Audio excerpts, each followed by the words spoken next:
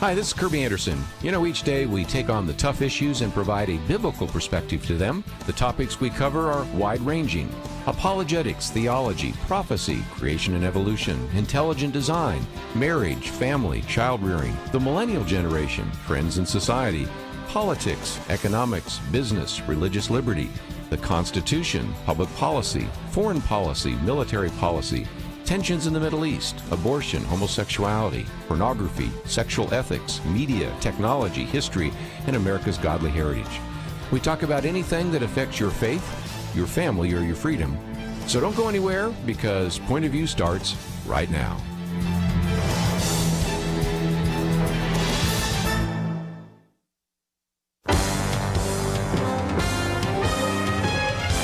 Across America, live. This is Point of View.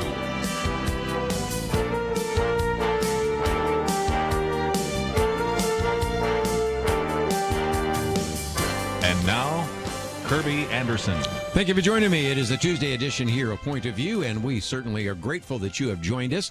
We're coming to the last few days of 2020, and so again, I would encourage you to visit our website. You're going to find some of the articles I'm quoting from today, in case you'd like to read them, post them, or the rest. But of course, there's also an opportunity for you to support this ministry, and I've been heartened by seeing some of the people that have not only pledged amounts or given amounts or sent nice notes or told us that they have a check or a money order coming in the mail. And so thank you all for those of you that have participated. But if you're one of those ones that haven't really thought about it that much, or like to wait to the very last moment to put us over the top, we do have a lot of procrastinators in this listening audience. I figured that out a long time ago. Then we're getting one step closer, one day closer to December 31st. By the way, I might just mention as a program note, on December 31st, we will have Penedexter Kelly Shackelford. I was just reading Penedexter's recent commentary, which gets into the issue of the lockdown, so I'm looking forward to that conversation with her. Kelly's got certainly some great insight because he does interact with some of the people at the White House, which gives me a pause to talk about the fact that next hour I'll be talking with Jason Jimenez. His book, Challenging Conversations, be a good chat, and he's been on the program with us before. And then I will certainly want you to be looking ahead to the fact that 2 o'clock today, we're going to have Gary Bauer on.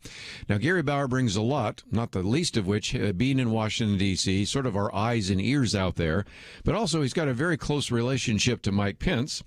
One, because he knows him. Two, because his son works for Mike Pence. I don't know if anybody knows that. So actually, Gary Bauer's son works for Mike Pence. His son had COVID for a while. I think he's back working with the vice president. And that brings me to my first article, which we will spend some time talking about with Gary Bauer in about 2 hours. And that is, the lawsuit seeks authority for Pence to decide which electors are valid. Now, first of all, if there has been an example of, in this case, conservative news organizations misunderstanding and writing the wrong headlines, usually it's the Washington Post, the New York Times. A little bit later, I'm going to get into NPR, which is really having a bad week. I don't know if you've been watching, but NPR's had some real problems. But we'll leave that for the moment. But in this case, good news from a person like Bob Unruh at WorldNet Daily. But almost everybody else gets this wrong, because the headlines in most of the rest of these stories say that Representative Louis Gohmert, you know, the one that sometimes is in the studio with us, sometimes even hosts for me, that Louis Gohmert is suing the Vice President Mike Pence. No, he's not. Okay, so let me try to clarify this for just a minute, and then talk about how this relates to next week, when there is the counting of the Electoral College votes on Wednesday, January 6th, and what will happen then. The lawsuit, and again, credit to Bob Unruh getting it right. A lawsuit is seeking to actually provide authority for the Vice President, Mike Pence, when the Congress is required to count the electoral votes on January 6th. This lawsuit would give him the authority to decide which slate of electors from contested states are valid.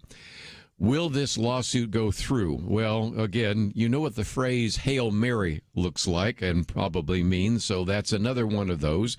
Filed in U.S. District Court in Texas by our friend Louis Gohmert. But it is seeking, if again you want to hear the technical, a declaratory judgment finding that the elector dispute resolution provisions in Section 15 of the Electoral Count Act are unconstitutional because these provisions violate the Electors Clause and the 12th Amendment of the U.S. Constitution. Okay, you'd like that in English, wouldn't you? Okay, let me see, give it a try. The bottom line is that on Wednesday, January 6th, there will be the opening up of the envelopes that come from the 50 different state capitals and the counting of the votes.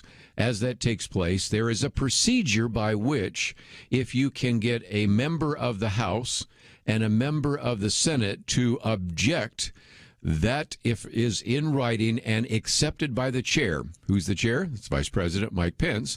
Then the two particular bodies, the House and Senate, convene once again to their chambers, because they're in joint session at that moment, to actually vote on the challenge. Has this happened before? Yes, twice in the last few decades. Not often, but it has. Mostly a little more perfunctory procedural. This one will be a little bit different, as you might imagine, and I'll get into that in just a minute. And so they want to establish procedures, again, I'm quoting from the lawsuit, for determining which of two or more competing slates of presidential electors are given a state are to be counted. And this, again, gets back to the fact that in some of these states, and we were talking about some of these battleground states, there have been some that have actually produced both electors that were Democrats and electors that were Republicans. And again, this is not without precedence, happened before, mostly in the 19th century, but it has happened. And so as a result, this would then give the vice president the opportunity to choose which of those electors would be selected. And this would happen perhaps even before the challenge that would then be brought to the House and the Senate separately. And what could indeed happen is that if you have, and let's just pick a couple of the states where there is obviously some kind of electoral difficulties, let's put it nicely. I think fraud is a better term, but we'll be nice about this. Just electoral difficulty in Nevada and Georgia. Maybe you need one other state, maybe Wisconsin, maybe Pennsylvania. Then you would have a situation which those would then be given to Donald Trump, or that they would simply be discounted entirely, and you wouldn't select any of those electors or actually determine that those are indeed valid. And then if neither candidate gets 270 electoral votes, then you have to have a different kind of situation, which the House determines who the president is and the Senate determines who the vice president is. Is it a Hail Mary? Of course it is. Is it interesting? Yeah, if nothing else. It brings me back to a conversation I want to have with Gary Bauer, because is it possible that a week from tomorrow, when they convene, Vice President Pence would do the same thing as former Vice President Joe Biden? Because 4 years ago, there was a similar challenge in which Joe Biden, as the sitting vice president at that time, said, look, it's over, and I'm not going to listen to any Democrats challenging Donald Trump. And that was the end of that. If Mike Pence wants to do the same, then it's going to be pretty simple procedural. It all, of course, depends on whether or not this lawsuit goes through. We'll see where that goes. Or the other part of that, which is the one most people think would happen, is where you would actually have a debate taking place. Got in front of me here where Representative Mo Brooks says that there are dozens of House Republicans who say that on January 6th, they're going to object to the Electoral College votes and the results. So we'll come back and talk about that. And then, since we are kind of in the category there of talking about some of the electoral difficulties and fraud, we've got a couple of interesting stories about that come out of both Georgia and Michigan. Then we're going to move on to whether or not we're going to be getting $2,000 checks or $600 checks. Bernie Sanders has something to say about that, and so we'll talk about that right after these important messages.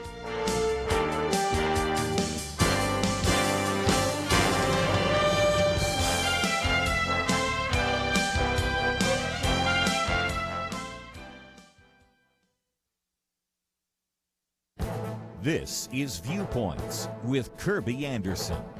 The recent revelation of a Chinese spy involved with a member of Congress has been a vivid reminder that China has been using various ways to gather intelligence. They not only use actual spies, but gather intelligence from students, tourists, and businessmen. This 1,000 grains of sand approach gathers what might seem to be inconsequential bits of information that they can then put together with other information to gain a full picture of what is happening in this country. When we think of spying, we often think of the Red Sparrow approach that has been used by the Soviet Union. A female intelligence operative gains the trust of a political leader, then puts him in a compromising sexual relationship. This is then used for blackmail in an effort to collect critical information. The Chinese method is different. Their honeypot method is to gain information simply by developing a trusting relationship. This relationship might develop long before the target has much political influence. He may merely be a city council member, but today's mayors and city council members are tomorrow's members of Congress and presidential candidates. The Chinese also use students in this country. According to the Chinese National Intelligence Law, every Chinese national is required to provide information to the Chinese Communist Party and be interviewed by consulate officials. China also has established Confucius Institutes on many university campuses. They are supposed to be providing college students with greater awareness of China and teaching Chinese languages. They provide a base of operation for Chinese spies who can collect research material and military secrets. And the Chinese consulates in this country are also used as a base of operation for Chinese spies. All of this is why our government must address this growing problem of Chinese spying. I'm Kerby Anderson, and that's my point of view. Go deeper on topics like you just heard by visiting pointofview.net. That's pointofview.net.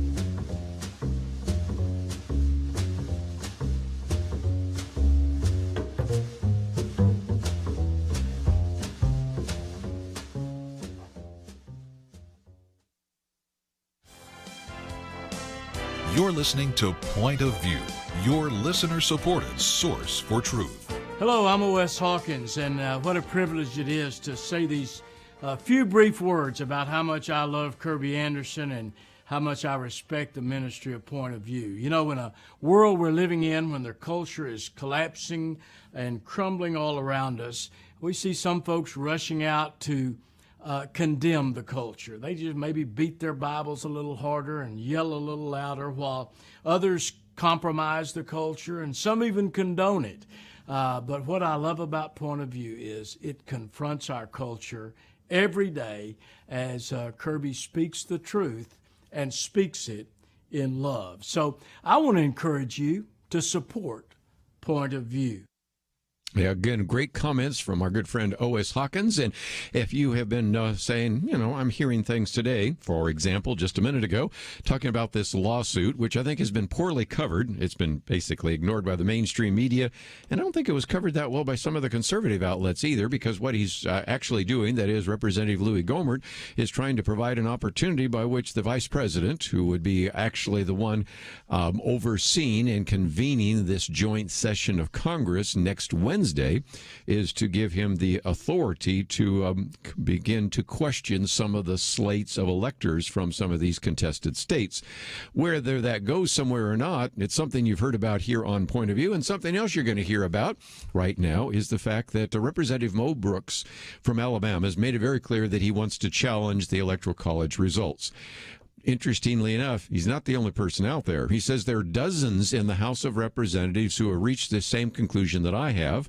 We're going to sponsor and co-sponsor objections to the Electoral College vote results from Michigan, Wisconsin, Pennsylvania, Georgia, Nevada, and Arizona. Maybe more depending on where we collectively want to go. So the bottom line is you have at least one. You only need one, but you have more than one in the House of Representatives. The question is, do you have a senator? Because the law requires that you have both a House member and a Senate member. And so far, the Senate Republican leaders have cautioned their members against joining the effort. There are some possibles. People have talked about, for example, the newly elected senator from Alabama. They've talked about, of course, maybe Rand Paul, Ted Cruz, somebody like that. One person's not going to be picked, obviously, is Senator John Thune, who's from South Dakota. He told reporters last week that he thought the attempt to contest the election results is going down like a shot dog. I just don't think it makes a lot of sense to put everybody through this when you know what the ultimate outcome is going to be. I might disagree. If for no other reason, then maybe it may be the only time in front of a national audience where some of the evidence for the fraud could be presented, and at least people understand that. And up until now, the steadfast unwillingness for many of the courts to even consider these cases has made it very easy for the press and Democrats to say there's nothing to see here, and put your best case forward. See what happens. Even if you lose, at least you now have people understanding what took place and why we are going to be pushing over these next couple of years things that will actually guarantee election integrity. Let me jump real quickly to two states, and we're going to move on to some other topics. First of all, Georgia. You might remember that the elections manager there, Gabriel Sterling, has been very dismissive of the idea that there was any fraud involved in the Georgia election. I gave you the numbers the other day. I mean, it's almost impossible you could say that with a straight face, given the documented number of individuals who do not have a Georgia address who voted, the number of individuals, as far as we can tell, under the age of 18 who voted, the number of dead people that we can now identify who have voted. Something there is not quite right. But nevertheless, you know, he's, I think, been certainly unwilling to admit that there might have been a problem in the Georgia elections. Of course, he doesn't like Trump. He's got a great history of anti-Trump comments, and it's been on both sides. Trump said some pretty awful things about him as well. Well, anyway, I'm back to the key point. Sterling's tune changed when fraud hit his doorstep. Turns out that Gabriel Sterling said the woman he bought his house from used his address to secure and submit an absentee ballot. Don't you love this? This is so good. He's filed an official challenge to stop her from casting an apparently illegal vote. Some people said they would like to show you the tweet because I wanted to see it here, but it's now been blocked. There you go. But the woman had a Georgia ballot sent to her Maryland address, then mailed in the ballot, though she's not living in the Georgia house listed in her voting records. And Gabriel Sterling said that would be illegal voting. Now, I'm sure what he's going to say is, well, that's just an isolated case, but I think that... You know, it reminds me, you know, in the Old Testament, there's a phrase, your sins will find you out. Now, this isn't necessarily sins, but your statements will find you out, if I can paraphrase that idea, in which he was saying there's no voter fraud. And then he finds out that the house that he's living in actually was used as an address for an illegal ballot that was cast in the Georgia election. Further down in this particular article, it also points out Peter Navarro. I've mentioned him before. He has this what is called immaculate deception. It's now this report goes on quite a bit, has 6 key dimensions of election irregularities. Now he says that he's been able to document about 400,000 questionable votes in Michigan, which brings me to my next point. Because the Attorney General in the state of Michigan, that would be Dana Nessel, a Democrat. Oh, by the way, talks about being a lesbian, but again, that's sort of irrelevant, but nevertheless is something she's made a big deal about, says she's now going to pursue action against any attorney who filed voter fraud lawsuits, especially related to the Dominion voting systems. And she's indicated that she's going to file complaints with the Attorney Grievance Commission based on her belief that the lawsuits challenging the outcome for Biden contain intentional disinformation. Now, by the way, as you might imagine, after she announced that, President Trump, he does tweet, said these lawyers are true patriots, are fighting for truth, and obviously getting very close. The Attorney General should be sanctioned. Fight on. If nothing else, it's gotten kind of interesting. And if nothing else, if any of those lawyers did file information that was knowingly misinformation, disinformation, false, okay, I think they deserve to be censured in whatever action. But if indeed they were filing the kind of information that is surfacing, for example, in Peter Navarro's report, then you can see that that's kind of vindictive and a good illustration of the fact that this whole debate about the election, I suspect, will continue past January 6th, but I could be wrong. Let's get into the vote on the $2,000 checks. Right now, you would be receiving a $600 check if you made less than $75,000 a year. But the House of Representatives voted the other day to actually increase that to $2,000, so now it goes to the Senate. Well, Bernie Sanders, remember him? Okay, Senator Bernie Sanders, an independent, really a Democrat from Vermont, said that he is going to filibuster the Senate until we get a vote on the checks, because right now the order of business is to have the Senate vote to override the veto by President Donald Trump on the defense bill. Well, nevertheless, Sanders said McConnell and the Senate want to expedite the override vote, and I understand that, but I'm not going to allow that to happen unless there's a vote, no matter how long it takes, on the $2,000 direct payment. Okay. There's a question that some, I think, could ask, and that is, where were you when Nancy Pelosi was holding up this vote for months? Now you are not going to allow a procedural vote on the defense appropriations bill because you want a faster vote on the $2,000 benefit to individuals. So he's free to do that. It is a procedure used in the Senate, and so if you hear about a filibuster today, it's Bernie Sanders filibustering because he wants a vote on that $2,000 benefit rather than the $600 benefit. Which brings me to one other point, which I'll make quickly before the break. When they decide who gets the money, they're using the 2019 taxable income, and Christina Rice, writing in The Hill, points out that makes little sense, because in 2019, you might have had a job, you might be married, and you and your spouse have a job, and you wouldn't, by that particular situation, not even qualify for getting that benefit. And then say in March of 2020 you lost your job, but we're using the 2019 tax return to determine whether or not we'll send you a check or not send you a check at all. Does that make any sense? No, but this is Washington in action. Now, the problem with that, of course, is that most people don't file their 2020 tax returns until February, March, sometimes April.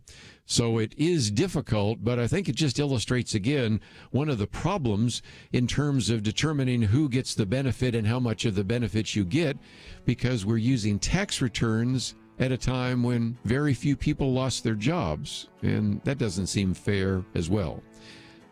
Congress isn't even really concerned about it, so I'll bring it up and let it go, and we'll be right back. Sometimes you only get one chance. Kerby believes the next few days are the most critical of the whole year for Point of View. 2020 has been difficult, to say the least, and yet those problems won't magically disappear on January 1st. The support that you provide this week will help determine how much we can accomplish together in 2021. And we can't reach anyone without you. We have an immense opportunity right now. Someone who believes in this ministry is challenging you to support what you believe in. They are making you a promise. Whatever you give, they will match it up to an incredible $100,000. But this ends with 2020. We need to hear from you right now. Americans need truth, and we need you. Please give today at pointofview.net/year-end or call 1-800-347-5151. Did I mention we have a $100,000 matching challenge? Double your impact if you give right now. Pointofview.net/year-end and 800-347-5151. Point of View will continue after this.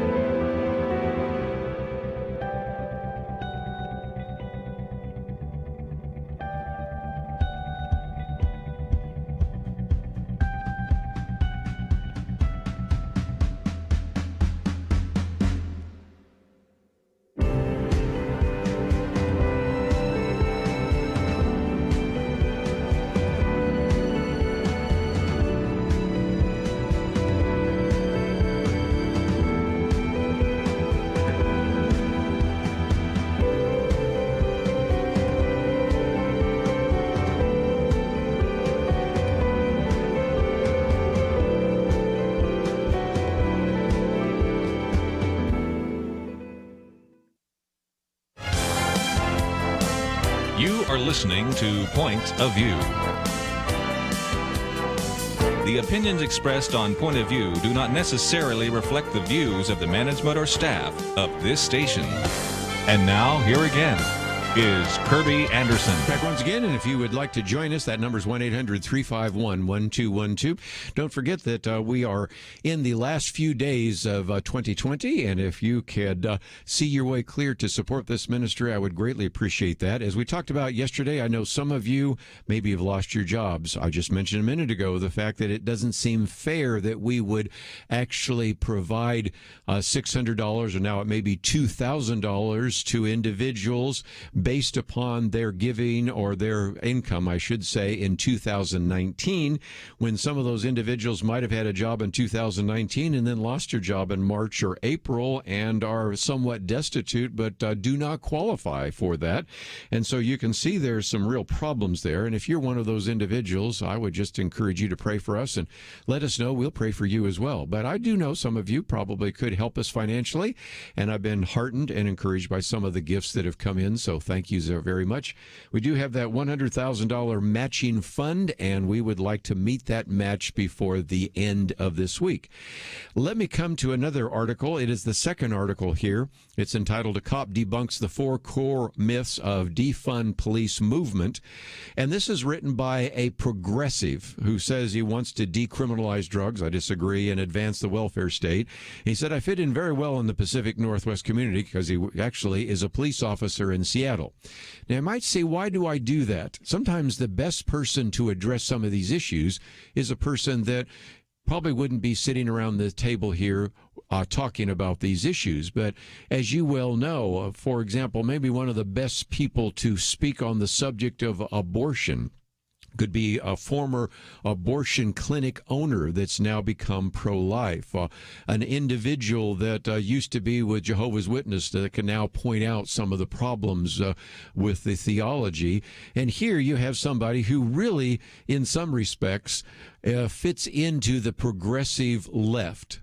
But nevertheless, I have to give him tremendous benefit, if for no other reason than the fact that he's willing, as a member of the Seattle Police Department, to talk about some of the myths associated with defund the police. So let's talk about that for a minute. Here are the 4 myths. Myth number 1. Police are killing large numbers of civilians. He says that's simply not true. In New York City, the police department has meticulously tracked every shot fired by its officers since 1971. These officers represent roughly 5% of the entire American force, so it's a large sample, and it shows, again, just exactly what we've documented before. In Gotham, officers firing a gun have gone from a daily to monthly occurrence. The city has become dramatically safer over the same period. He goes through some of the facts and figures, and we've talked about this before with Heather McDonald, and again, I won't go into it in so much detail because he argues that that is a myth and uses, in this case, the database from the New York Police Department, but you can use the national numbers and statistics that people like Larry Elder and Heather McDonald, Dennis Prager, I mean, you can go down this very long list of people that have debunked that myth. Number 2, he says, this is a myth. The anti-cop movement is largely peaceful. He says, again, false. The movement, rather, is akin to Batman villain Two-Face. Okay, if you don't remember the Batman comics, remember Two-Face, one side look good, one side looks bad. He says, anyone who watched the protests on television will know that the daytime ones were lawful free speech. But the dynamic changed dramatically at night. Protests became intentional riots designed to draw a police response that allowed rioters to claim victim status. And so he goes through, again, some of the details. And I would encourage you to read this, because if you run into somebody that just says, I don't think the defund police movement's such a bad thing. After all, you can say, okay, this is what a progressive who might be even inclined to want to constrain police activity has written about. His third myth is abolishing police wouldn't lead to lawlessness. Many of the defunders are genuine anarchists, he says, who want government or want no government at all and believe in a society of angels who serve each other voluntarily. He says this is nonsense. One of the greatest achievements in human history was creating government use of force. Ancient tribal society had violent death rates, and he goes through the numbers, and they're just staggering. Then you go through the numbers for medieval societies, and then you get into the modern West. And then he does have to spend just a little bit of time, since he was a police officer in Seattle, talk about Chaz. That would be the Capitol Hill Autonomous Zone. And he says this proves this. Police weren't allowed in the occupied protest zone in 3 weeks. It became a hellscape and led to shooting deaths of 2 young black men and all sorts of others that he goes through. So, again, that is another myth that dies quickly. And then the fourth one, he says, is a myth that today's police are militarized. Now, I do recognize that we do have militarized equipment. We've talked about this before with John Whitehead.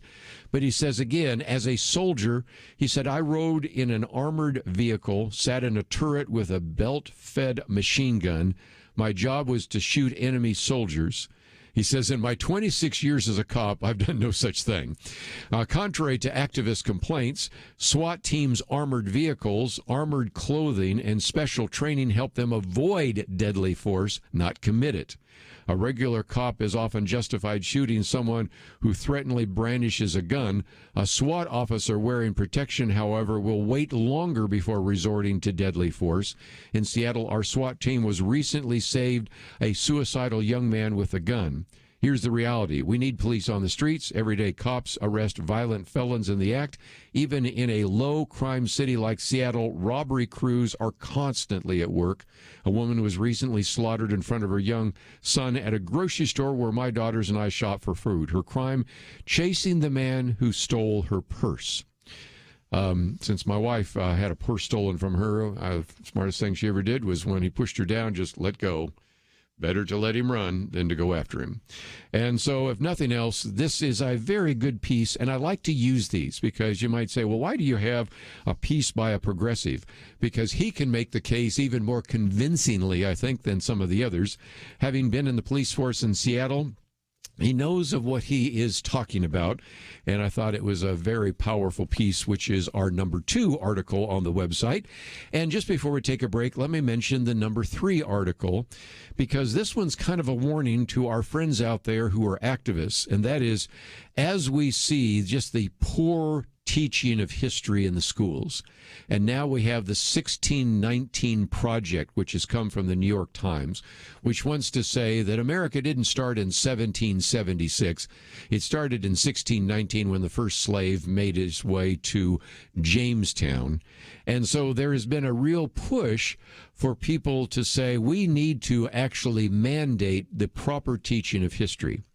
Well, Stanley Kurtz, who I've interviewed before, who I've quoted quite a bit back in the days when we had conversations about homosexuality, is now at the Ethics and Public Policy Center, and I actually knew the founder of the Ethics and Public Policy Center when I was at Georgetown, and he is pointing out that you have this American Legislative Exchange Council, which is a conservative group, really trying to put together a model bill that would have state legislatures mandate teaching history and civics. So you might say, what's wrong with that? Well, it gets back to this whole issue.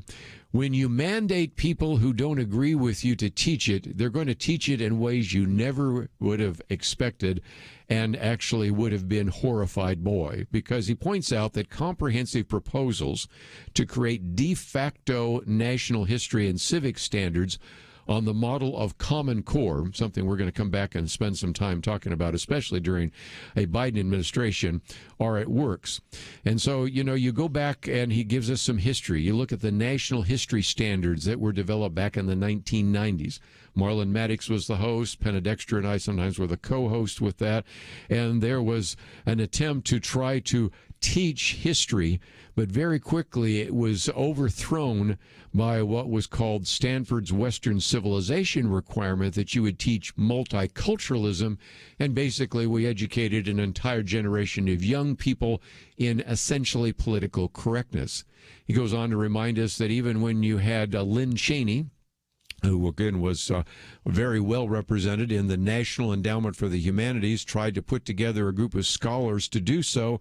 It just oftentimes gets co-opted.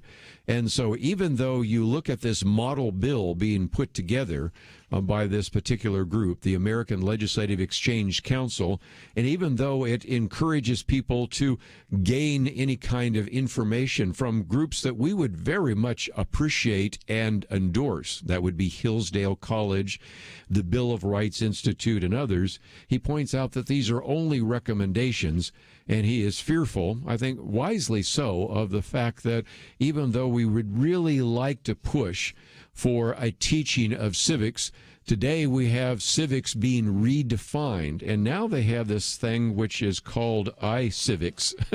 Who would have guessed? And that's trying to teach kids civics through video games. No, we don't need this. It's the third article. Thought you might want to read it. It's on our website, pointofview.net. We'll be right back.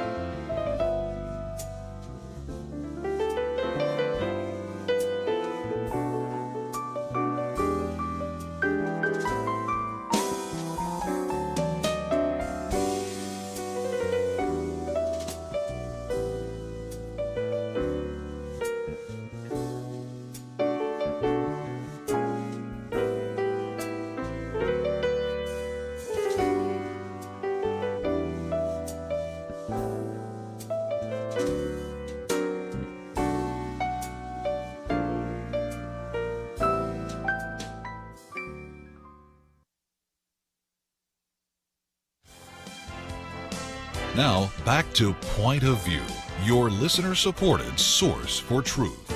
Thank you. First of all, let me say I listen to y'all's show every day as much as I'm able, and I really appreciate the topics and conversation that y'all bring to the fore. You have a wonderful program. I just want to thank you for being there. It's great. I listen to y'all's show a great deal, and I really appreciate what you guys do. Just a few comments from some of the listeners to Point of View, and if you appreciate what we are doing on this program, we certainly encourage you to visit our website, pointofview.net. There's where you're going to find the 3 articles I've just mentioned briefly. There's where you'll find some other information about the conversation we're going to have in about 15 minutes with Jason Jimenez, as well as the conversation we're going to have in a little over an hour with Gary Bauer and some other great material. But as you go there, you also can click on the button that says Like Never Before. I think we need Point of View like never before, as illustrated by this next article, which is the story of Mimi Groves, which I think, first of all, illustrates the cancel culture. It illustrates, again, what happens when you have social justice warriors going after you. But I think it also illustrates, as we'll see in just a minute, incredible media bias that we are going to be addressing a great deal, I think, in the year 2021. Got a booklet even that's going to be coming out on that subject. We actually, in October, did an outlook on that, so that is all relevant. You may know about Mimi Groves because this has been a story that has gotten some visibility, but if not, let me tell you, because Michael Brown writes about this, who's been on the program. He says, it's one thing when as an adult you're held accountable for the life you choose to live, especially if you're unrepentant. It's quite another when as a young adult you're severely penalized for a 3-second video posted on social media when you were just 15. And this is what happened to Mimi Groves. If you're not familiar, she is at the age of 15 getting her driver's permit. I think it was permit, not license, whatever. And she sits in the car in traffic, posts a little Snapchat. It's all of 3 seconds long. She says, I can drive, and then uses the N-word. Okay, that was it. Okay, then years later, 3 years later, in the aftermath of the death of George Floyd, while she's a senior in high school, she posted, again, support for that. Using her Instagram account, she encouraged people to protest, donate, sign a petition, rally, do something to help support the Black Lives Matter movement. So, again, it seems to me that even if she had used that word in a wrongful way, she obviously had changed her mind. In just a minute, Michael Brown points out the fact there's some evidence to suggest she wasn't using it in a racist way. She was actually just kind of mimicking a rapper. And if you're a black rapper, you can use the N-word all the time. If you're a black athlete, you can. But if you're a white athlete, forget that. And so if you're a white woman at the age of 15 using it, that could be a problem. But nevertheless, she actually was, I think, showing that, if anything, she thought that racial justice was important. She was standing with the black community.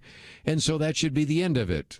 No, that was really the beginning of it, because this now shows you how the cancel culture works. Because one of her high school classmates, Jimmy Galligan, who, by the way, his mother's black and his father is white. And I'm going to come back to the father in just a minute, because I'll show you what Jimmy did when his father one time used the word. Quietly, he and his sister, told him that wouldn't be a good thing to do.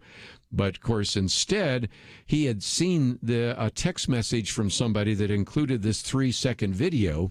And so he had just been biding his time, waiting for an opportunity to actually strike. And so when she actually posted support for Black Lives Matter, instead of cheering her on, he instead decided to strike her, posted her video on Instagram once he learned which college she was going to attend, University of Tennessee, by the way.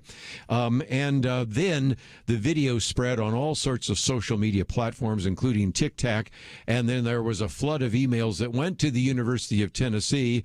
And so, now quoting, within 2 days, she was kicked off the university's cheer team and forced to withdraw from the University of Tennessee under pressure from admission officials, citing hundreds of emails and phone calls from outraged former and current students.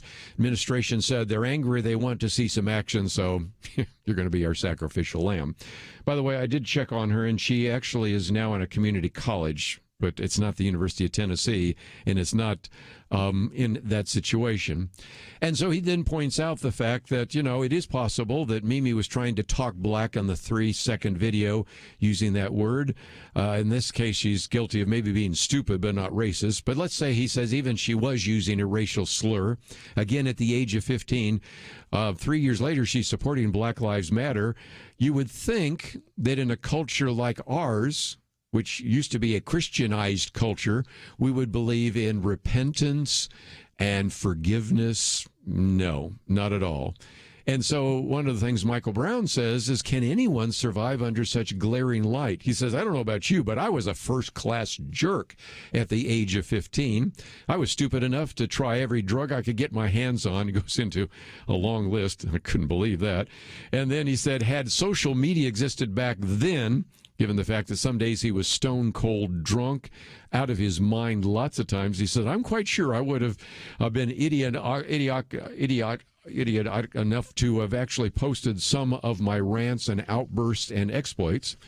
But 3 years later, at the age of 18, after experiencing a radical conversion, that's when he became a Christian, I was a brand new man. I read the Bible cover to cover 5 times, memorized more than 4,000 verses. I preached my first sermon, and I was on my way to college, not because I wanted to, but because my parents wanted me to, and I wanted to honor them. And the point he's making is that the cancel culture has gotten so extreme. He quotes from one Australian singer and songwriter, says, as far as I can see, cancel culture is mercy's antithesis. Social correctness has grown to become the unhappiness religion in the world. And it brings me to this other piece by Eddie Scarry, who points out that it's bad enough that indeed she has been vilified by the University of Tennessee, but she's also been vilified by an article that was in the New York Times, because they frame all of this as an example of social justice advocates who are trying to eventually right wrongs. And he says the university, in response, removed Groves from the cheer team, told her she should reconsider enrolling. She eventually ended up on an online community college. The incidents, though, according to the New York Times, revealed a complex portrait of behavior that for generations has gone unchecked in schools in one of the nation's wealthiest counties, where black students said they have been subjected to ridicule. And Eddie Scarry says, nonsense. Galligan wasn't ridiculed by Groves. He wasn't the intended recipient of the video, which he didn't even see until 3 years after it was recorded. But they always pitch it into, well, he's standing up for that. But I think it's kind of interesting. If you've seen some of the pictures of this individual that attacked her, it's interesting because he also revealed in one of the stories that his father, who is white, one time used the N-word. And so he said a few years ago, he said his father said it aloud, which prompted him and his sister to quietly take him aside and explain it was unacceptable, even when joking around. And so the question you ask is, why couldn't Galligan have done the same thing for Groves? Because he could have just simply said, you know, we've got this video of you saying this, and maybe you need to apologize. But instead, he puts it out there to destroy, and he was successful in being able to destroy her life. And I've seen some other interviews with him that seems like he is thrilled that he has been able to actually destroy her life. And it illustrates, again, the difference between a Christian view of forgiveness, of repentance, of restoration, of recognizing that sometimes mercy is called for, and especially context is everything. Can you remember what you did when you were 15 years of age? And then think of social media ruining your life because of something stupid you said then. So it talks about the cancel culture. It talks about social justice. Also talks about media bias. It's a threefer. Anyway, we're going to take a break, and we're going to talk with Jason Jimenez right after these important messages. Sometimes you only get one chance. Kerby believes the next few days are the most critical of the whole year for Point of View. 2020 has been difficult, to say the least, and yet those problems won't magically disappear on January 1st. The support that you provide this week will help determine how much we can accomplish together in 2021, and we can't reach anyone without you. We have an immense opportunity right now. Someone who believes in this ministry is challenging you to support what you believe in. They are making you a promise. Whatever you give, they will match it up to an incredible $100,000. But this ends with 2020. We need to hear from you right now. Americans need truth, and we need you. Please give today at pointofview.net/year-end or call 1-800-347-5151. Did I mention we have a $100,000 matching challenge? Double your impact if you give right now. pointofview.net/year-end and 800-347-5151. Point of View will continue after this.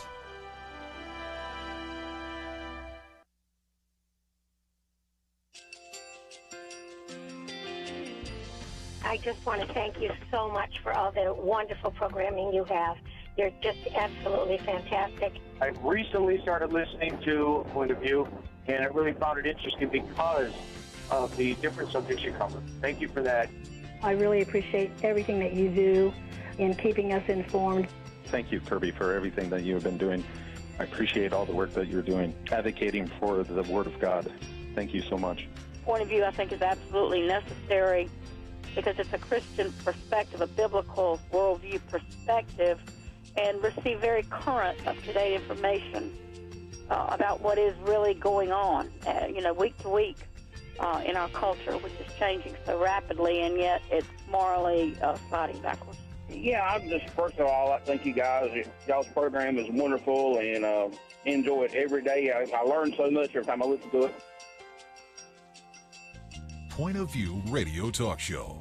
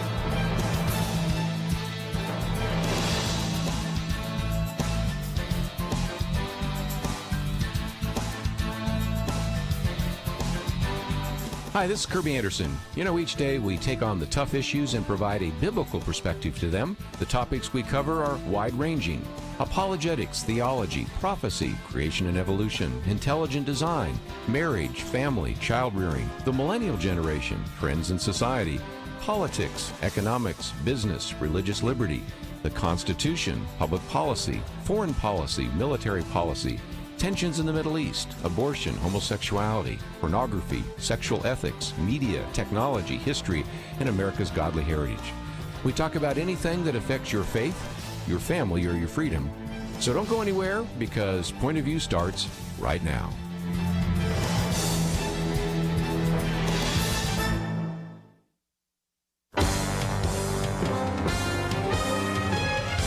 Across America, live. This is Point of View.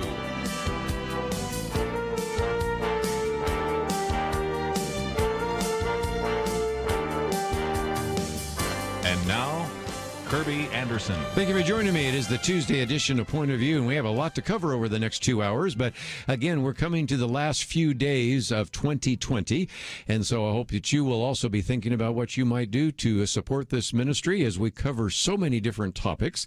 And in just a minute, we're going to be talking with our friend Jason Jimenez. So he has been with us before. Alex McFarland and him have written various books, and this one called Challenging Conversations we'll talk about in just a minute.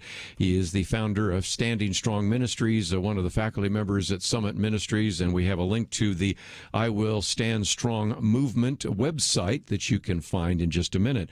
But let me first of all mention a few of the articles that we've posted, because they relate to the second hour conversation we're going to have with our good friend Gary Bauer. This particular article talks about a lawsuit that was filed by our good friend Representative Louis Gohmert.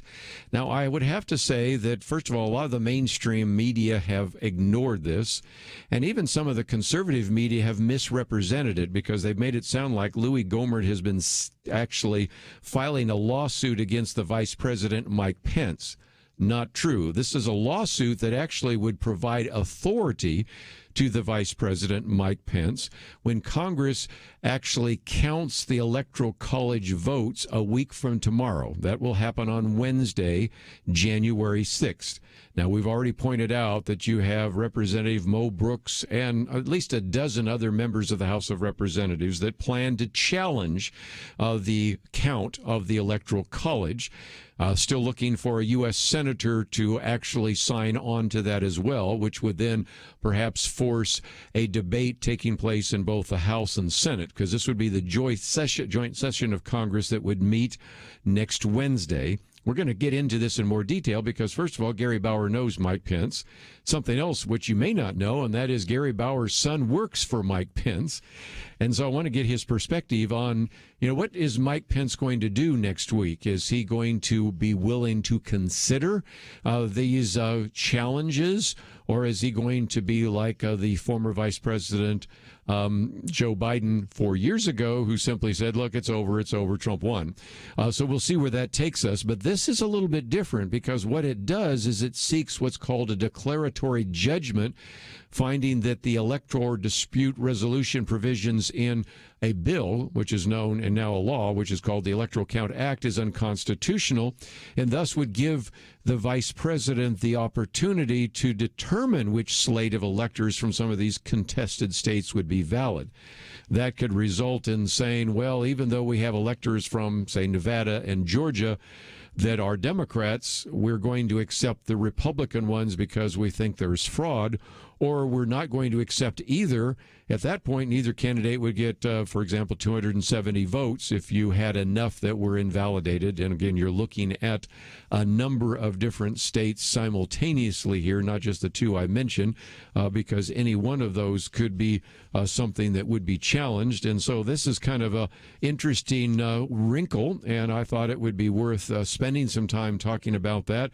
And of course, Gary Bauer probably has more of an inside track into some of that as well.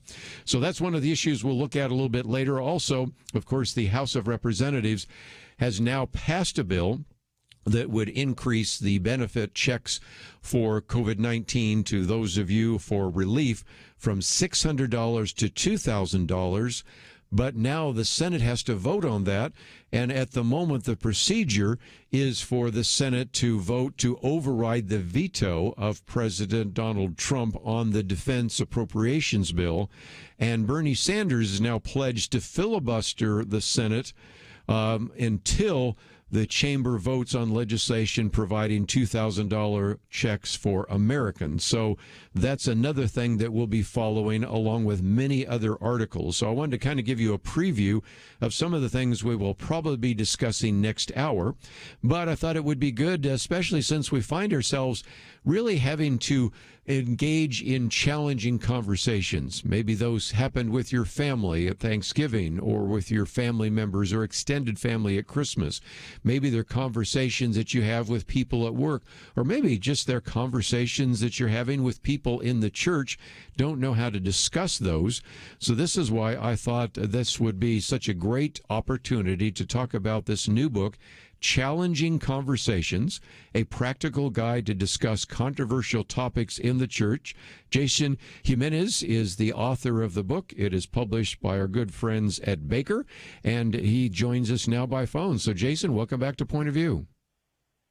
Kerby, great to be with you. Happy New Year. Happy New Year. And what we want to do is kind of work our way through two or three sections of the book. One section really just talks about those challenging conversations about mental health and substance abuse. Then there's a section on challenging conversation about sex, divorce, and sexuality.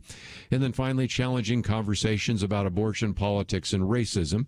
10 chapters, 220 pages, published by Baker. And again, this comes from your own experience doing apologetics as well as teaching at Summit Ministries. And I think it is wonderful that you have so many endorsements. The 8 endorsements all come from people that have been on this program.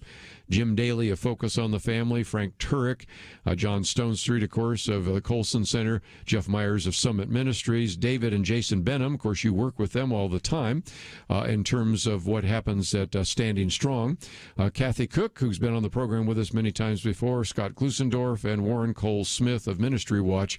So there are a lot of people that are endorsing your book because they recognize we need to equip the generation, especially the younger generation, with knowing how to discuss these very important, controversial topics within the church. And that's really why you wrote the book, isn't it?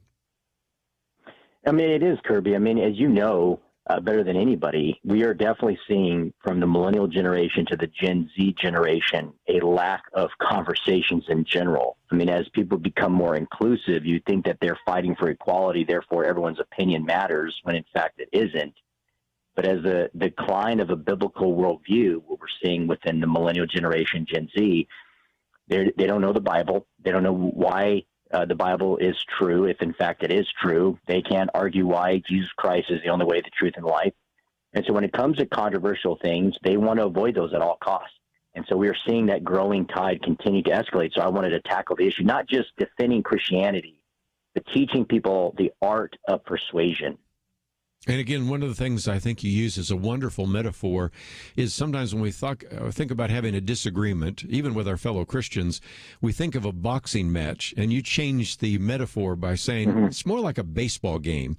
You know, boxing match, you're hitting each other, but a baseball game, you're hitting, but you're hitting a ball. In other words, the idea is you're not really critiquing the person, you're critiquing or critiquing that point of view or that fact. Now, I recognize that some people get their feelings hurt even when you you disagree with their facts, so you can't solve all the problems. But I think it's a great metaphor. And so when we come back from the break, you've got a different way of helping us understand this. There are some that are the aggressors. That's at one extreme. We got people on the other extreme that are the avoiders. That's certainly a lot of people in the younger generation. One of the reasons why we have a millennial roundtable to help, especially the millennial generation, recognize you can't avoid these issues. And in the middle, it's the idea of an advocator. And so we'll talk about that, and then we'll get into some of the practical aspects of what can you say when you're interacting with somebody on some of these controversial topics. Jason with us right after these important messages.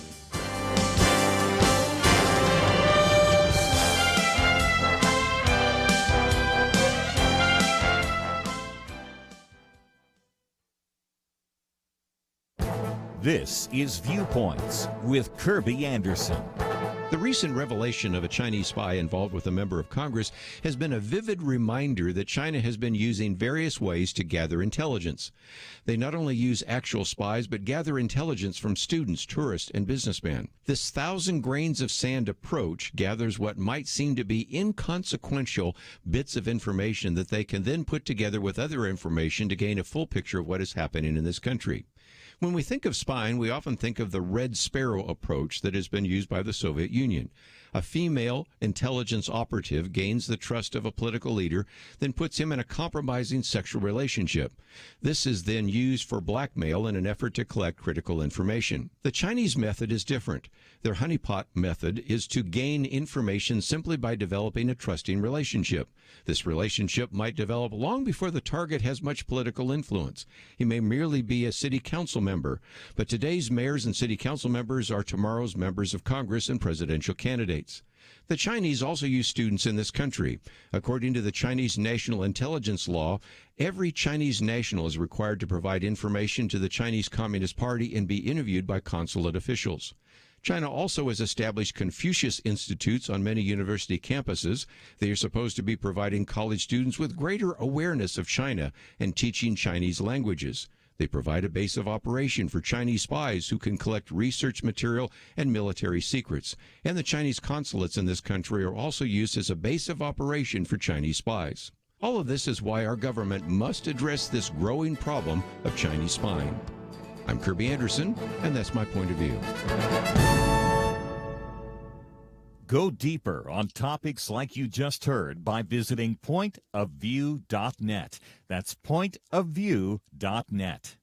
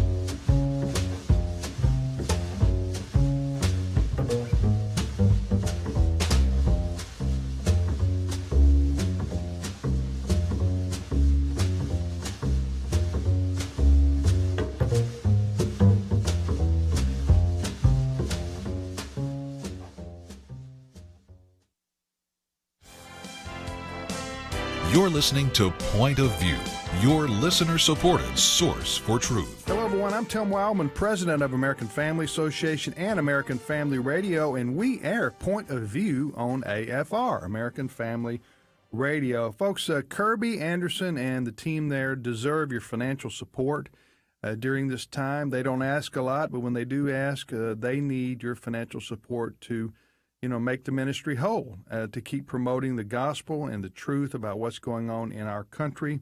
We consider them kindred spirits and partner in ministry at Point of View with us here at American Family Radio. So if you would, write them a check, give them a donation with your credit card, whatever you can do to help them keep the cause of Christ before the public on their radio program, Point of View.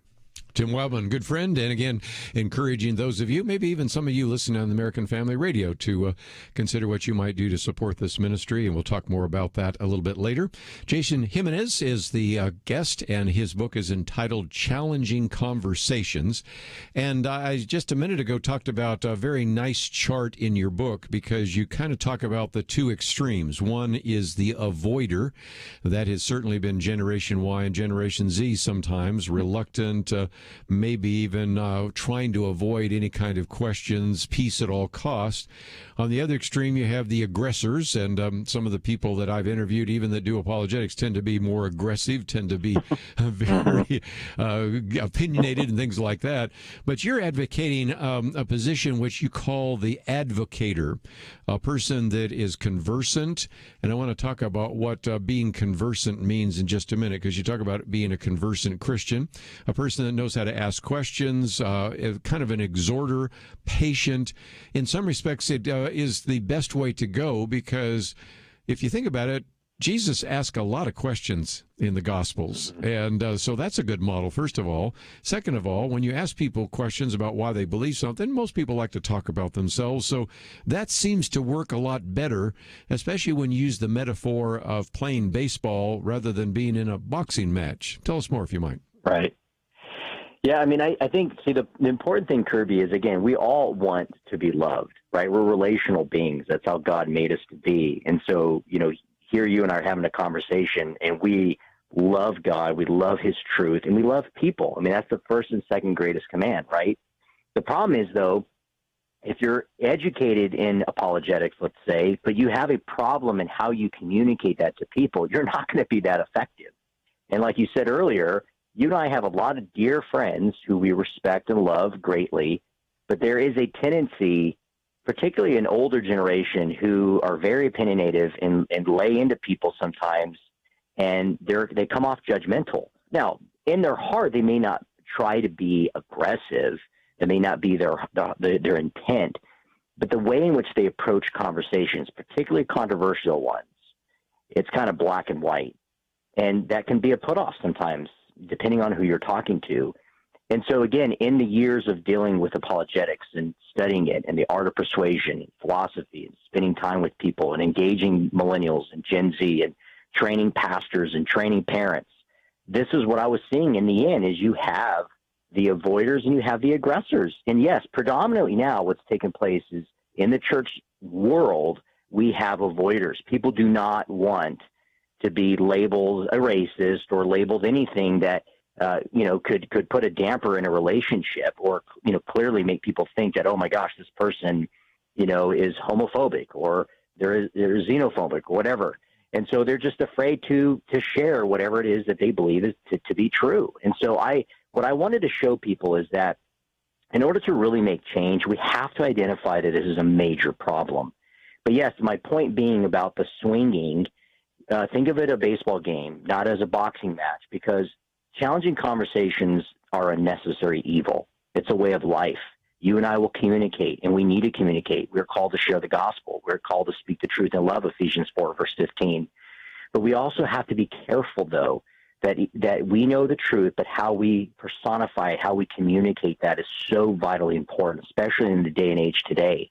And so it's okay to have disagreements. I think a lot of Christians sometimes, Kerby, they get unsettled. They think it's wrong if you and I disagree about something, we're being disrespectful or we're being judgmental. That is not the case.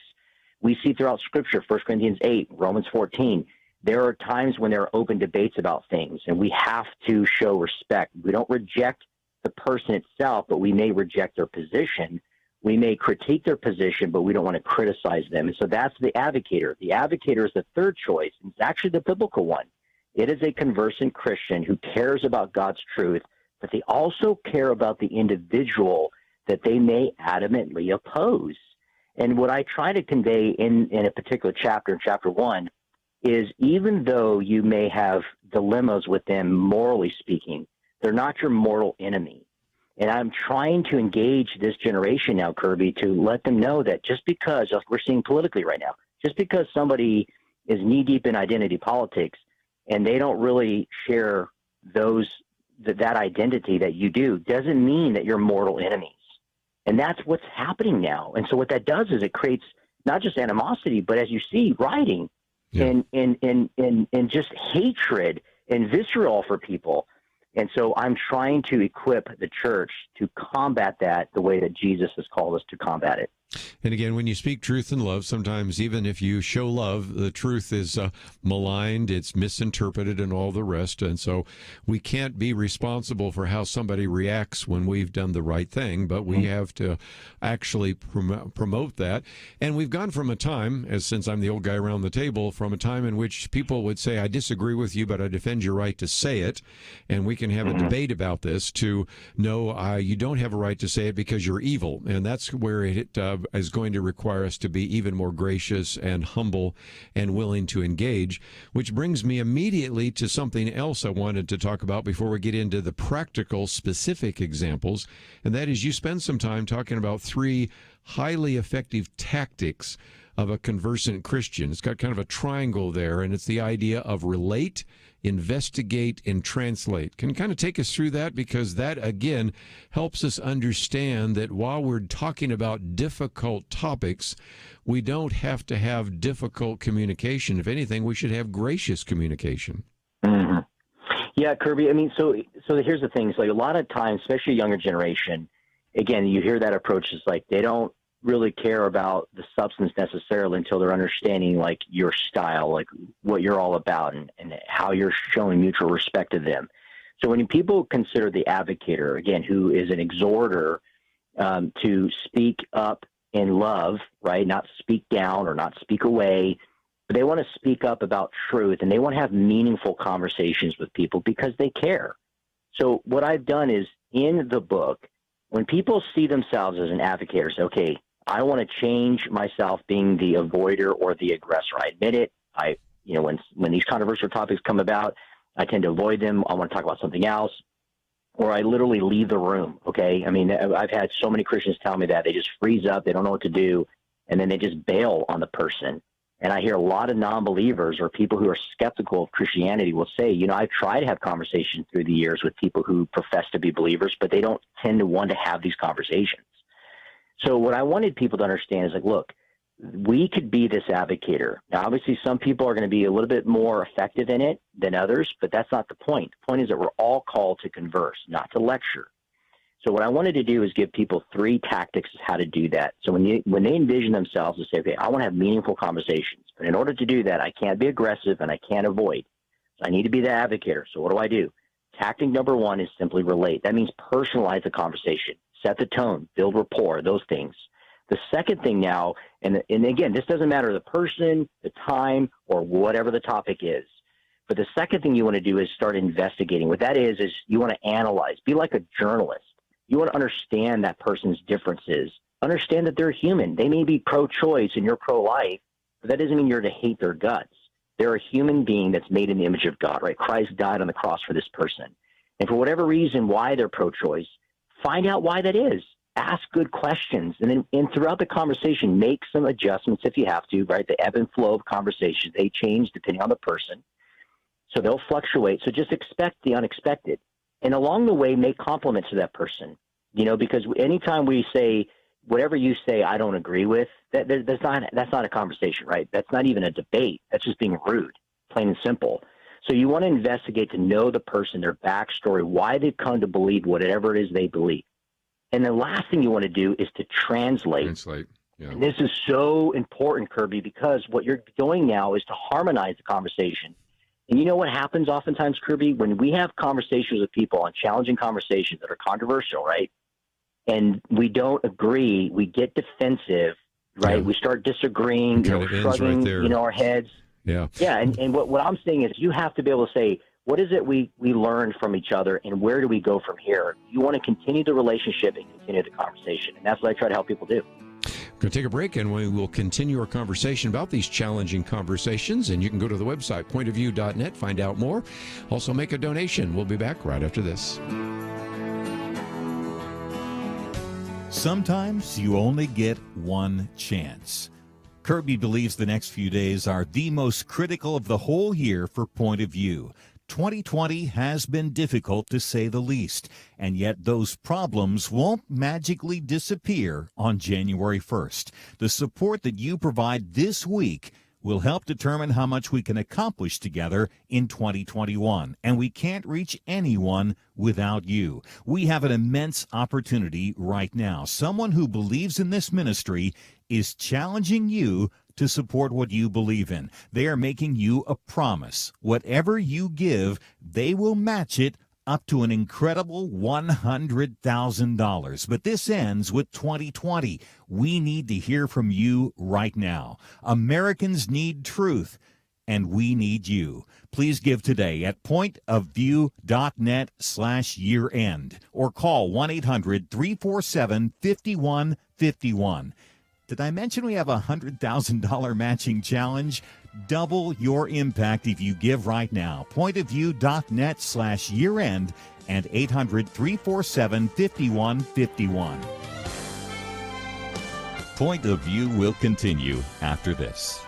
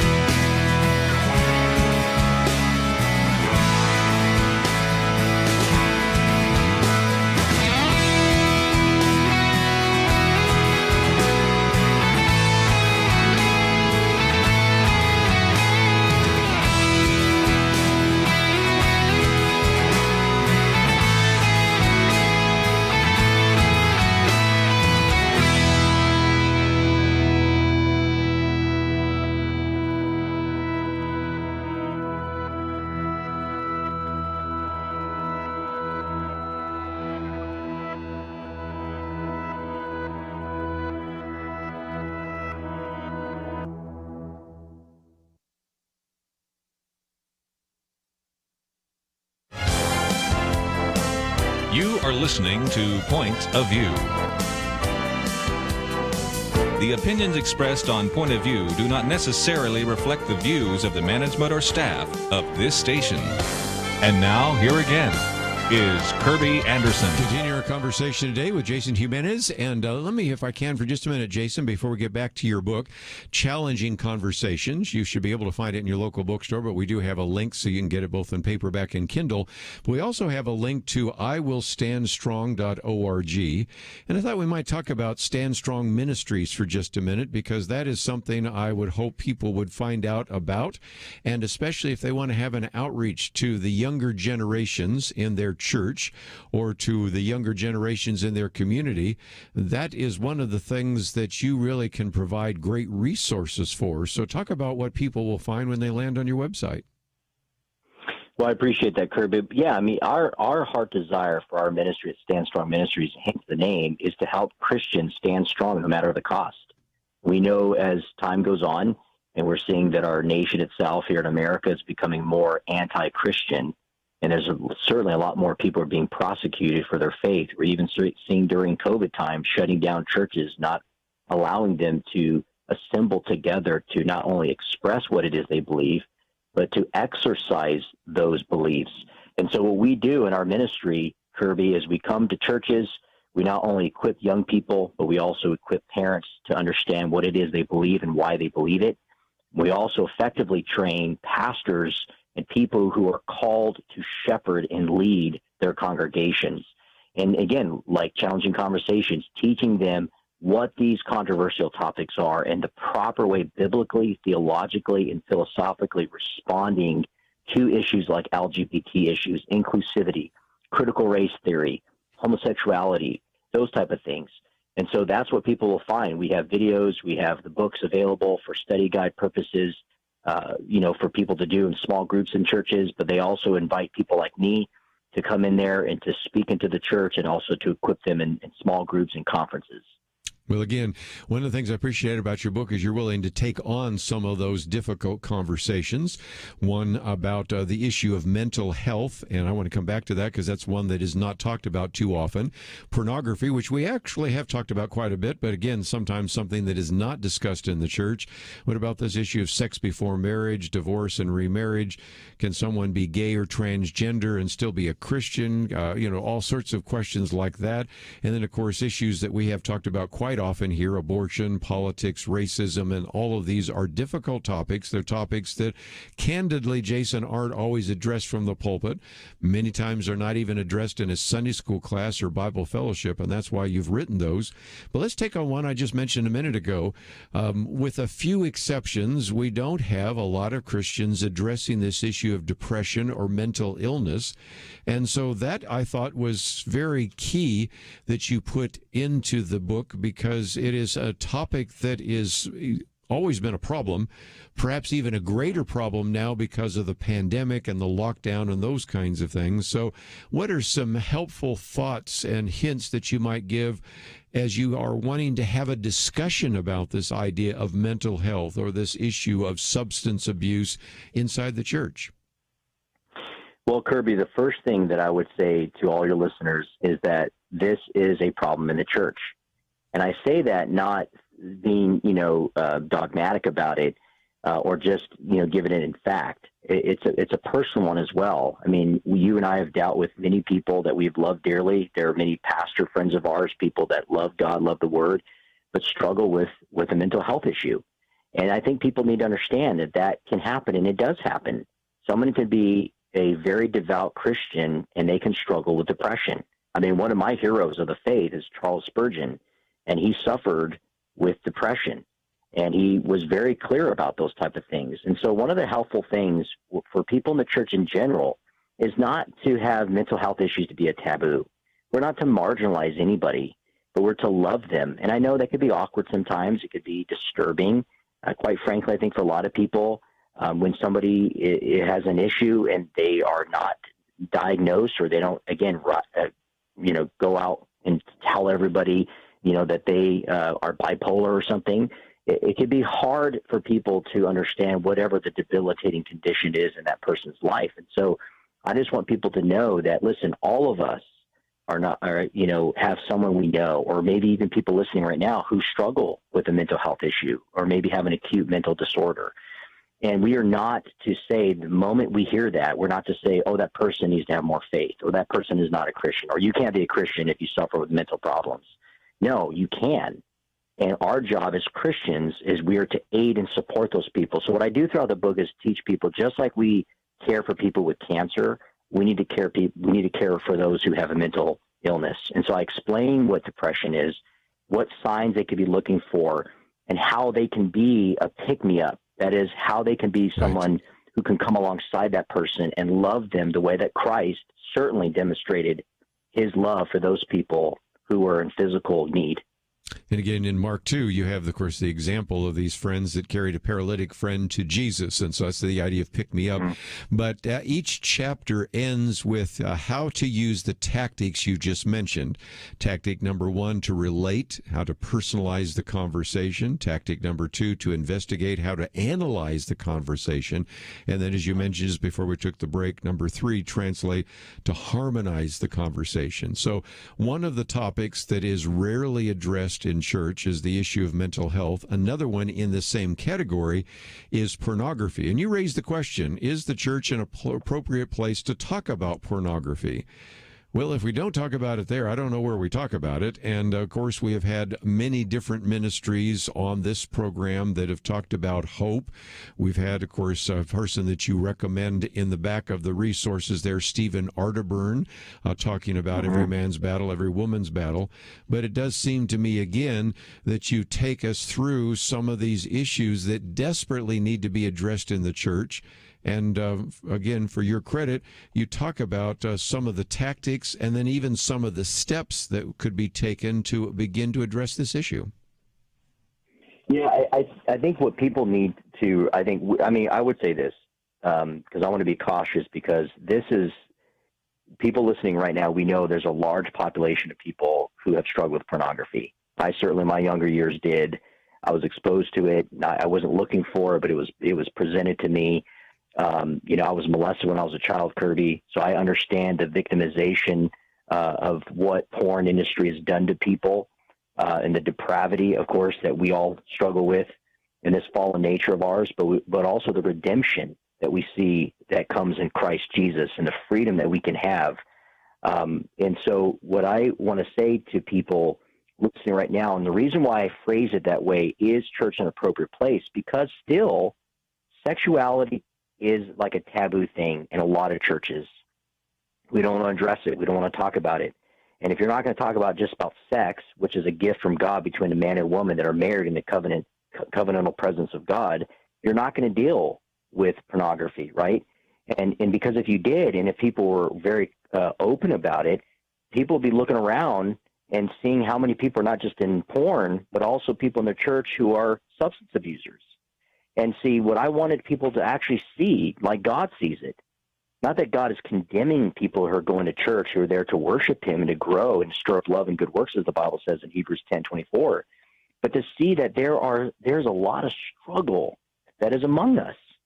And so when I go to church and interact with different denominations and travel for all these years, God has revealed and shown me, and having tons of conversations, Kerby, with people after I speak, come to me about being molested, about, being a closet drinker, or struggling with, prescription drugs, or, looking at porn the night before they came to church and just feeling guilt-ridden. And, am I still saved? Does God still love me? And on and on and on we go. That's reality. And that's what people need to be seeing. They need to see that there are people in the church who are struggling. We can't think that they're out there in the world. They are in the churches that we attend. Yes. And we need to love them, and we need to care for them. We need to confront them, and we need to confront the sin, but we also need to give them a path where they can be free from it. And that's going to take a lot of openness, vulnerability, and support and accountability. So if we're not going to talk about it, then we're not going to provide the right help. And that's why churches need to be the place where we're talking about these things. Like, I give a simple example. If your car's broke, where do you take it? A mechanic. If you're sick, who do you go to? A doctor. So if you got to deal with porn or substance abuse, where should you go? And nowadays, in all due respect, Kerby, right, people say, well, we'll send you to a counselor. Hey, there's a time and place for that, but the church's responsibility is to help that person relationally, biblically, and theologically, not just to send them off to a professional to get help. We need to be the hospital that God says we are to be as his church. Well, let's take a break, and we come back. Pick out maybe one or two more. Can someone be gay or transgender and still be a Christian? A big issue inside the church, and some of the people that we've interviewed in the past, like Caleb Kaltenbach or Kevin DeYoung, or some of the individuals that are endorsed in that particular section. And again, it's all part of this book, Challenging Conversations, a practical guide to discuss controversial topics in the church. It just came out in October, published by Baker. You can probably find it in your local bookstore, but we have information about it on our website, pointofview.net. We'll be right back.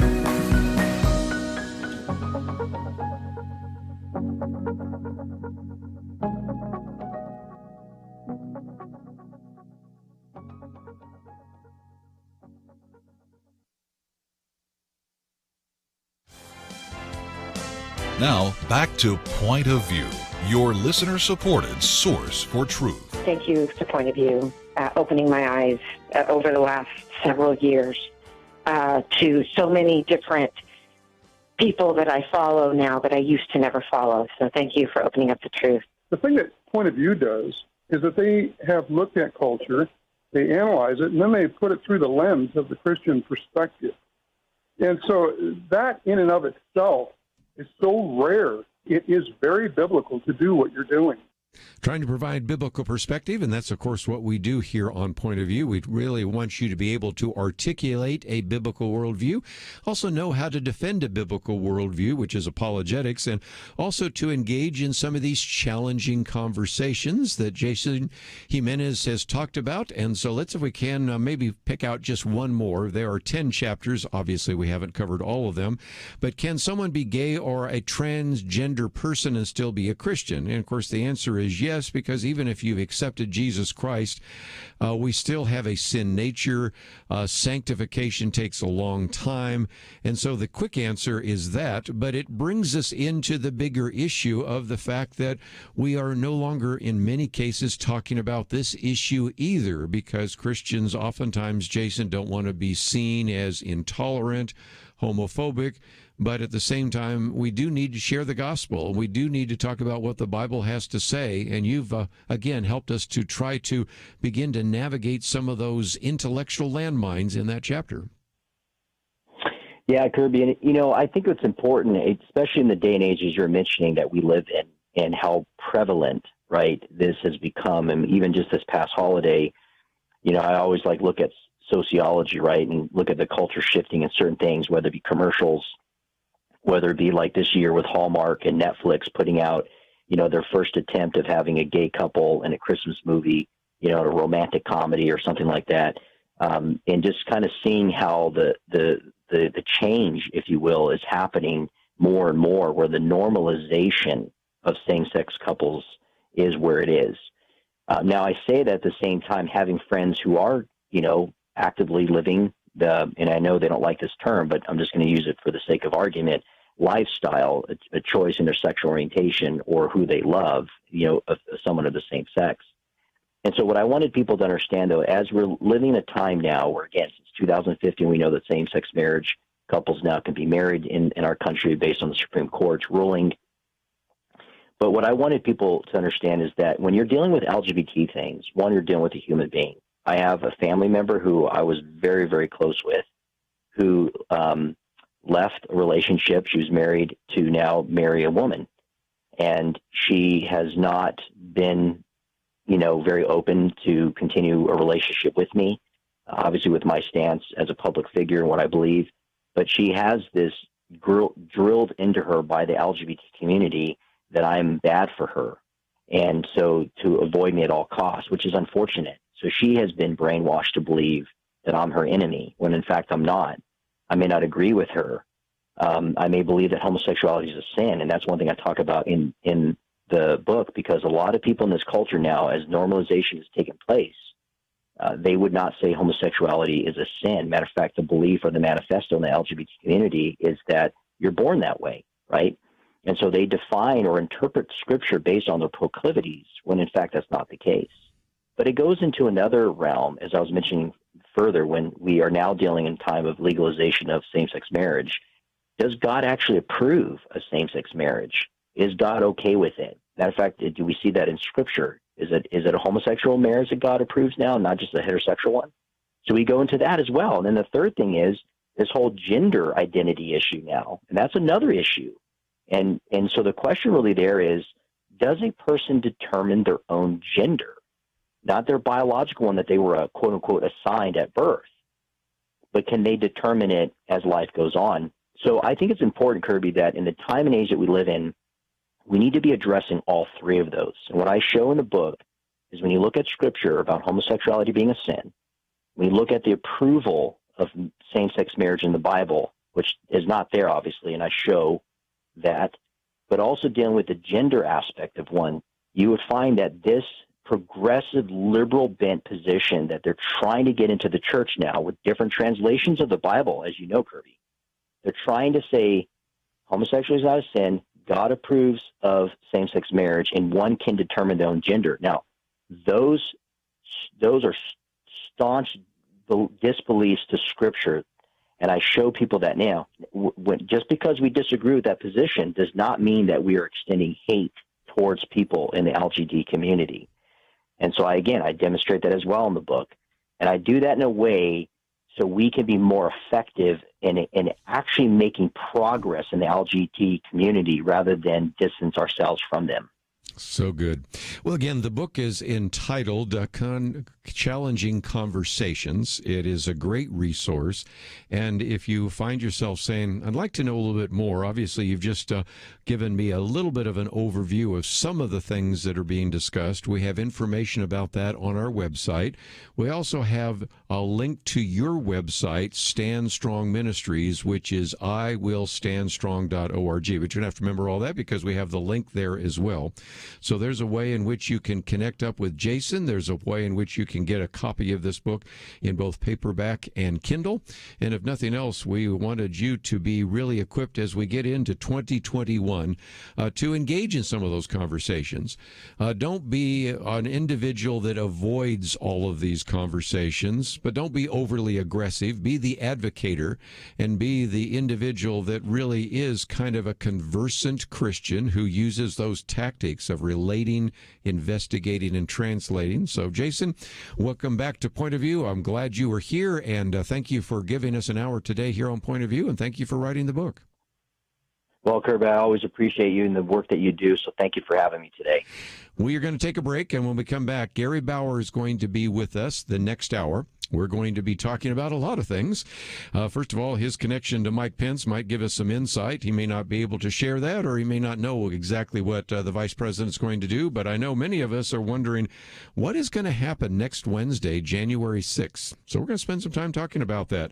What about this issue of voter fraud? Do we have enough evidence in some of these states, and what is going to take place? And more importantly, since we have a number of at least representatives that are lining up to challenge some of the votes in Michigan, Wisconsin, Pennsylvania, Georgia, Arizona, Nevada. What about that? So that will be the conversation we have with him. And most importantly, as we have been doing this week, telling you that sometimes there are groups that we sort of work with, we sort of partner with them. And we want you to not only consider supporting this ministry, but next hour, hope you'll think about supporting American values as well. A great organization. Gary Bauer has been our good friend. He's been kind of our eyes and ears there in Washington, D.C.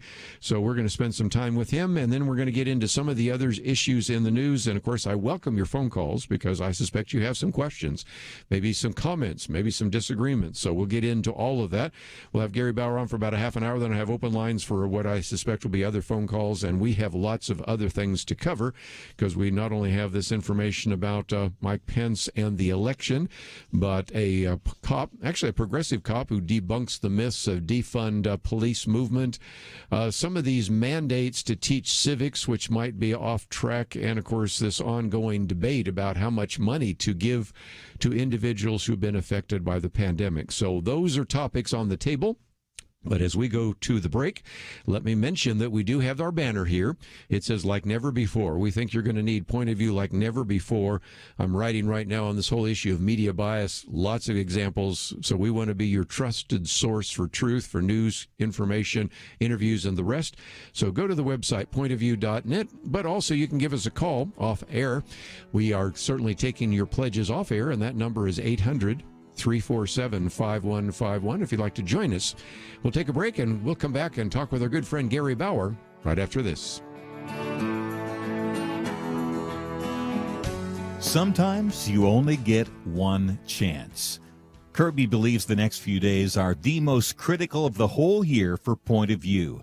2020 has been difficult, to say the least, and yet those problems won't magically disappear on January 1st. The support that you provide this week will help determine how much we can accomplish together in 2021, and we can't reach anyone without you. We have an immense opportunity right now. Someone who believes in this ministry is challenging you to support what you believe in. They are making you a promise. Whatever you give, they will match it up to an incredible $100,000. But this ends with 2020. We need to hear from you right now. Americans need truth, and we need you. Please give today at pointofview.net/year-end or call 1-800-347-5151. Did I mention we have a $100,000 matching challenge? Double your impact if you give right now. Pointofview.net/year-end and 800-347-5151. Point of View will continue after this.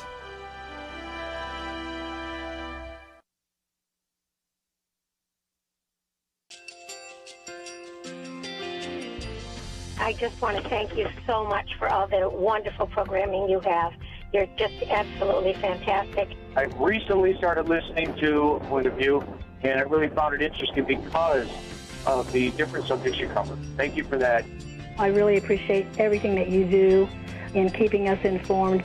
Thank you, Kerby, for everything that you have been doing. I appreciate all the work that you're doing, advocating for the Word of God. Thank you so much. Point of view, I think, is absolutely necessary because it's a Christian perspective, a biblical worldview perspective, and receive very current, up-to-date information about what is really going on, week to week in our culture, which is changing so rapidly, and yet it's morally sliding backwards.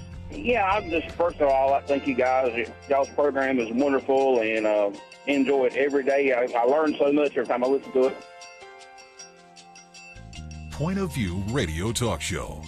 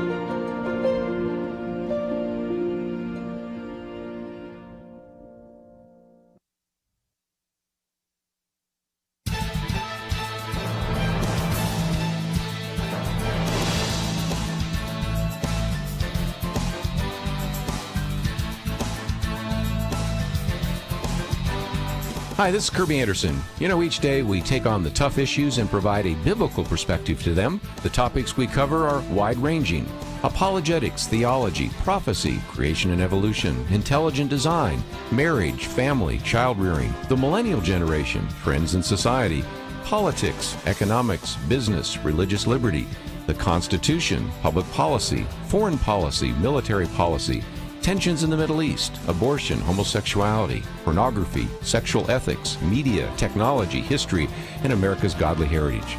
We talk about anything that affects your faith, your family, or your freedom. So don't go anywhere, because Point of View continues right now.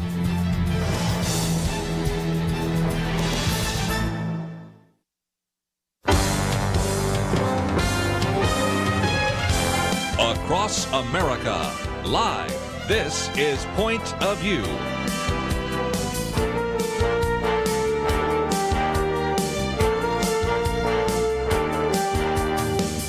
And now, Kerby Anderson. You know, this hour we're going to spend some time talking with our good friend Gary Bauer, and we do this for a couple reasons. First of all, we certainly value the relationship we have with him. He's our eyes and ears for what happens in Washington, D.C. And this week, as we are coming to the end of 2020, we wanted to feature some of the ministries that we partner with, and one of those is American Values. And so, as we are certainly asking you to consider what you might do to support Point of View, I'm asking you this hour to instead think about supporting American Values, because we wouldn't be able to have the kind of good insight that we get from Gary Bauer and the perspective if it weren't for what he is actually providing. So you can go to our website, pointofview.net, and actually find a link to his website, or you can go to ouramericanvalues.org, either way. And we've always encouraged you to sign up for his end-of-day report, and I encourage you to support them. And I'm not asking you to do something I haven't done. Matter of fact, my wife and I need to send in our gift to Gary Bauer, and I encourage you to do the same. So, Gary, welcome to Point of View. Well, thank you, Kerby, and thank you for that wonderful promo for me. I appreciate that, and for all your listeners, Kerby's not giving you a line. He and his wife do send a very generous gift, and I deeply appreciate that. Okay, I want to ask you some questions about Mike Pence. Now, there's a good reason for that. Anybody that received your end-of-day report yesterday pointed out that some people have been saying some not very charitable things, I guess is a nice way to say it, about Mike Pence. But there's a bigger issue that's starting to surface, and that is one of the people that sometimes sits into this studio with us is a man by the name of Louis Gohmert. Representative Louis Gohmert has actually filed a lawsuit.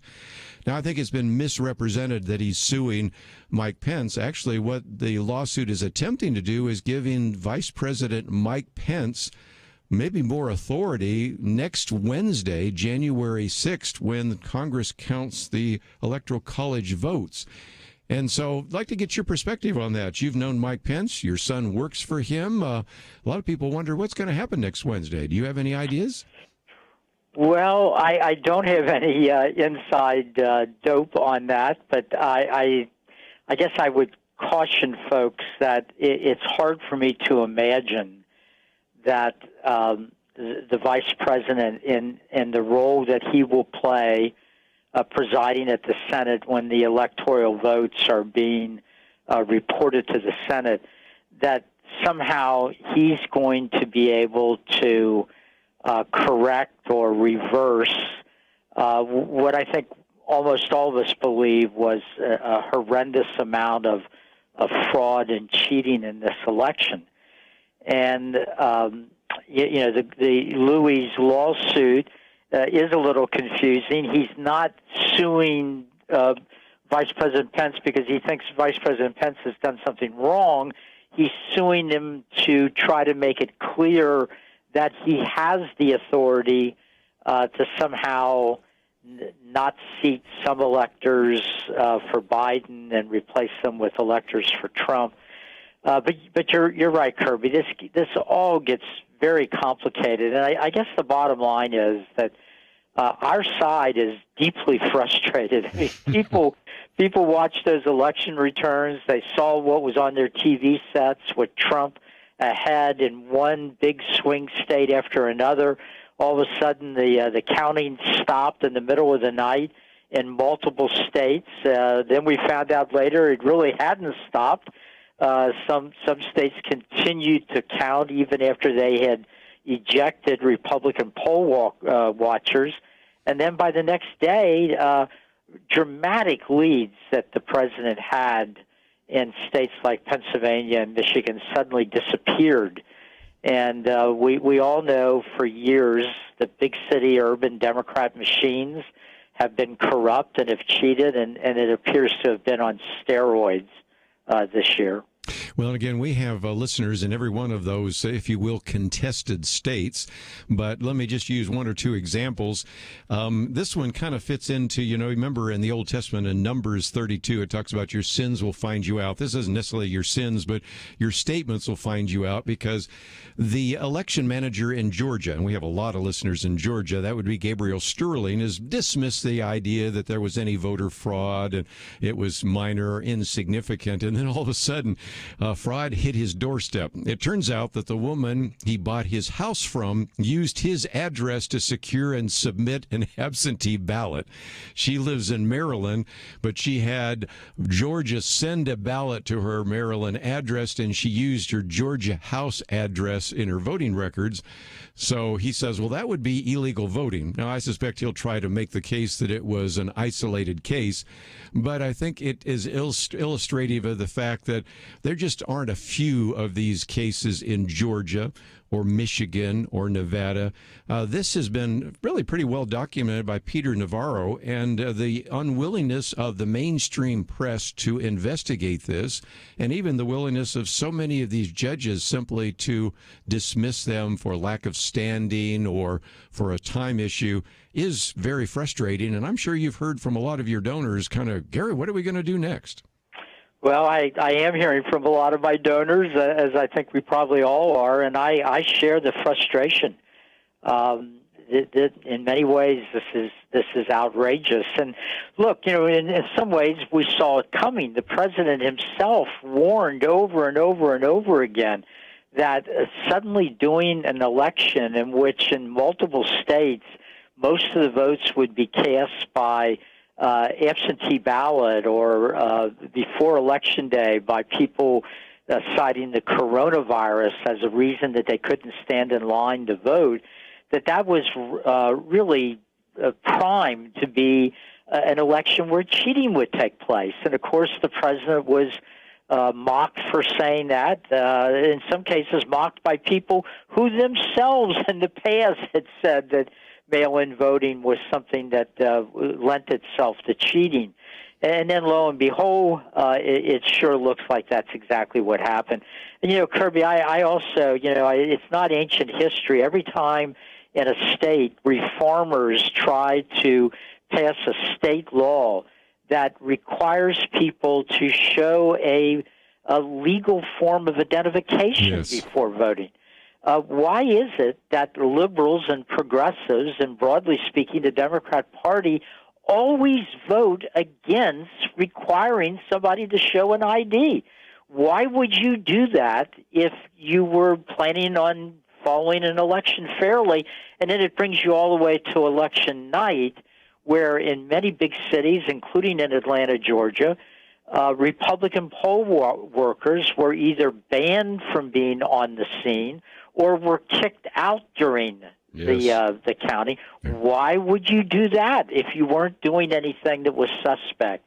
So I think if you use a common man standard here, common sense man, we would all conclude something was wrong, something was rotten. And you're right, it's sad and it's disturbing that judges haven't been willing to step up and do something about it. Well, we're going to take a break, and when we come back, we're going to talk with Gary about what to look for in the future. In particular, my commentaries the last couple of days have been on China. I know Gary's going to want to talk about that for sure in terms of foreign policy, but also some of these issues of domestic policy. And I encourage you to check out our AmericanValues.org. We'll be back right after this.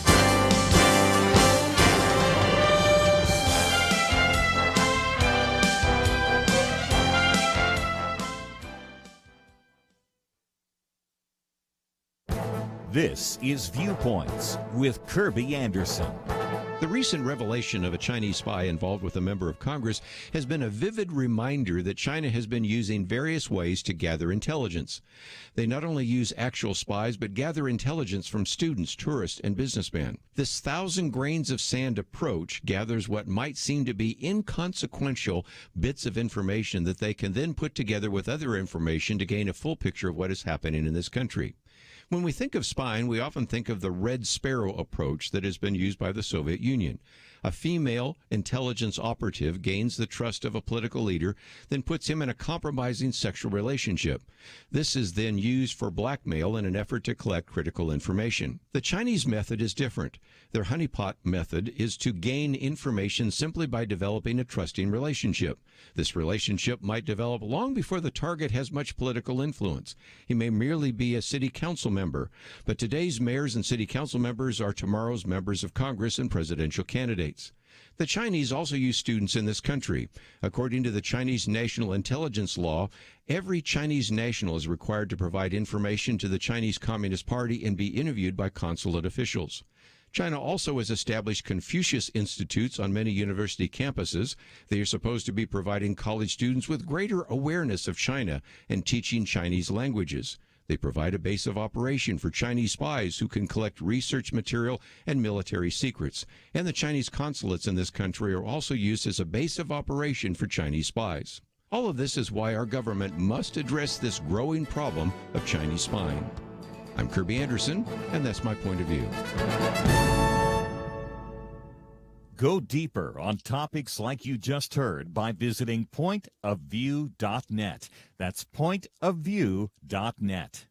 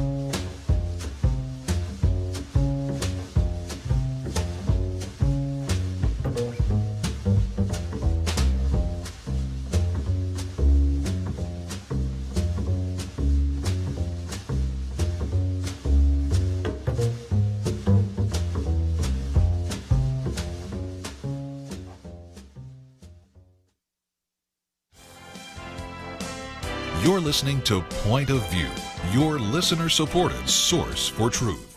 Hello, I'm O.S. Hawkins, and what a privilege it is to say these few brief words about how much I love Kerby Anderson and how much I respect the ministry of Point of View. You know, in a world we're living in, when their culture is collapsing and crumbling all around us, we see some folks rushing out to condemn the culture. They just maybe beat their Bibles a little harder and yell a little louder, while others compromise the culture and some even condone it.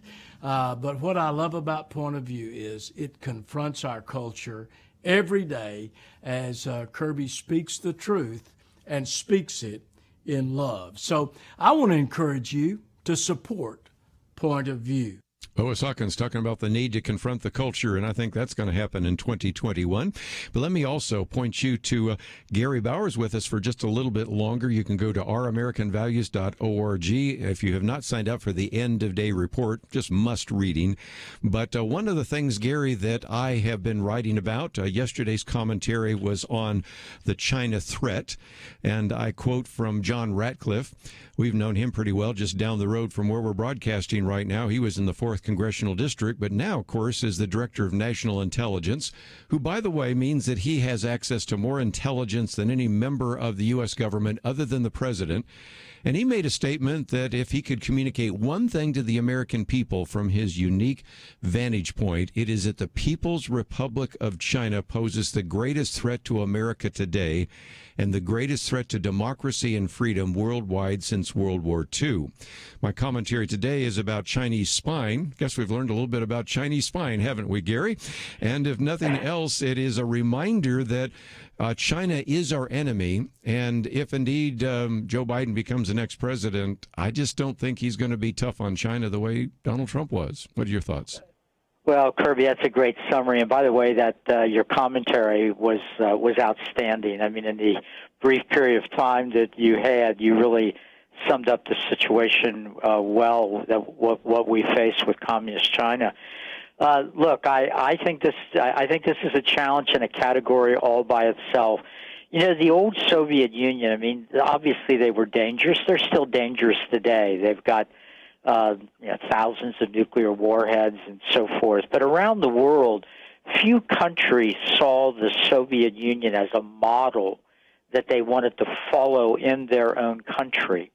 In contrast, communist China is presenting itself around the world to countries that are in the early stages of development. And communist China is going to them and saying, look at what we are doing. Look at what we are accomplishing. We are the new country rising in the world. We know how to control populations and at the same time bring economic growth.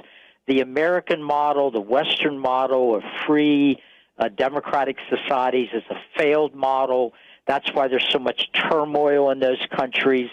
And it's a very appealing and tempting approach for many of these countries to follow. And then on top of it, Kerby, Communist China says to them, look, we're willing to make you some loans to help you out. Nice. And the loans are often so large that there's no way that the emerging country that takes the loan can ever pay them back. And so they find themselves in very short order taking orders from Beijing on vital matters, and not only taking orders, but in many cases being forced to agree to having Chinese bases built in their countries. That's happening now in Africa and in other places as China builds a deep water navy to challenge the American Navy around the world. And then finally, and we could talk about this for hours, but you alluded to it and pointed to it.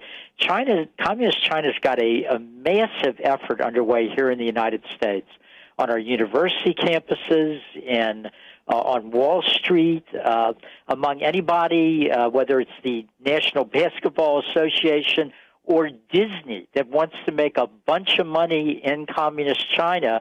And those powerful entities often will look past China's persecution, their attacks on Christians and on the Muslim Uyghurs and on others, because they want to make that extra dollar to feather their own nest. And this is something that the Soviet Union never really had in the United States, but Communist China has it.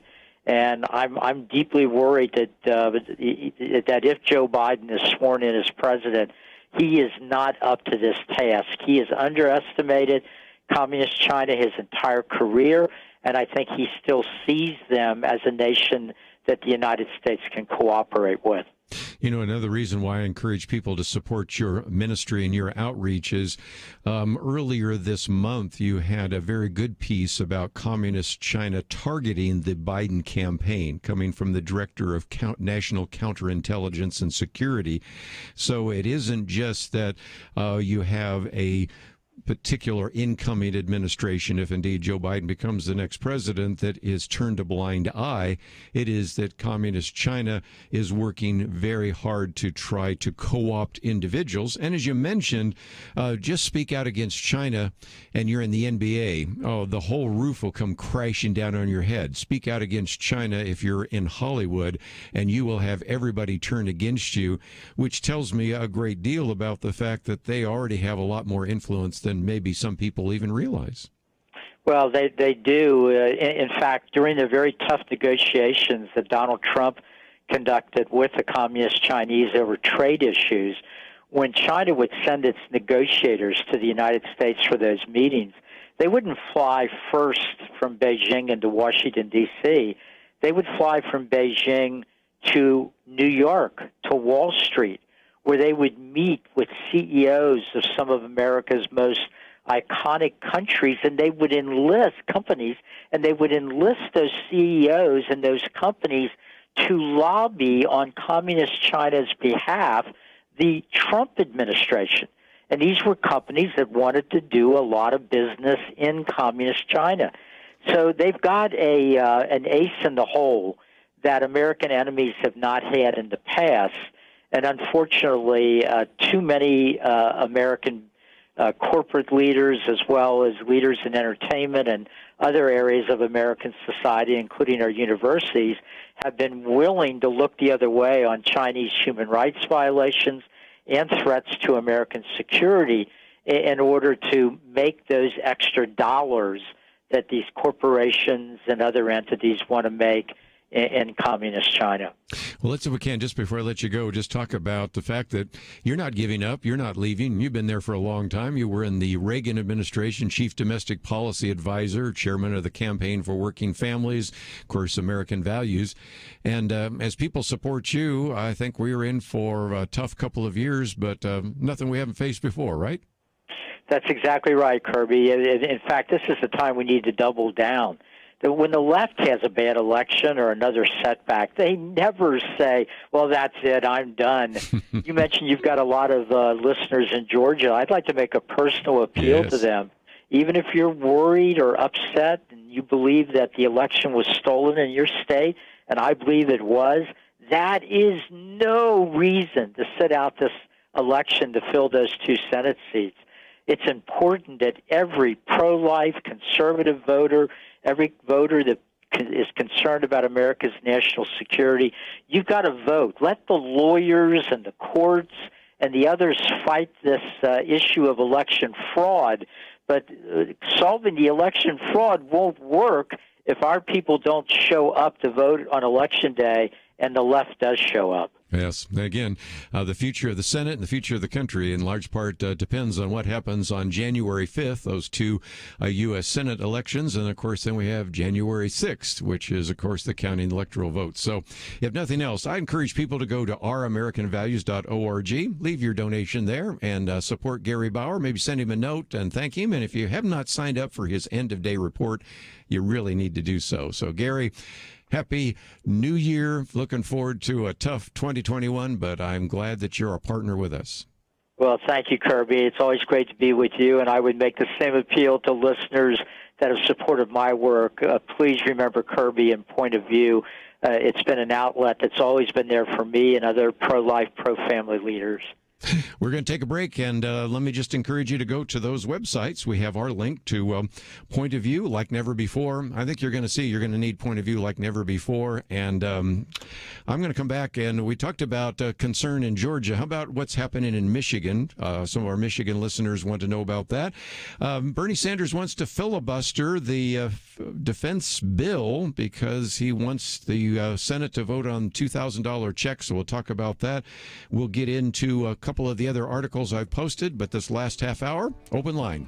What are your thoughts? 1-800-351-1212. Do we need to keep fighting? I'm ready to keep fighting. How about you?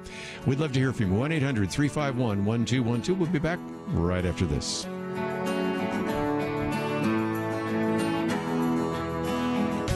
Sometimes you only get one chance.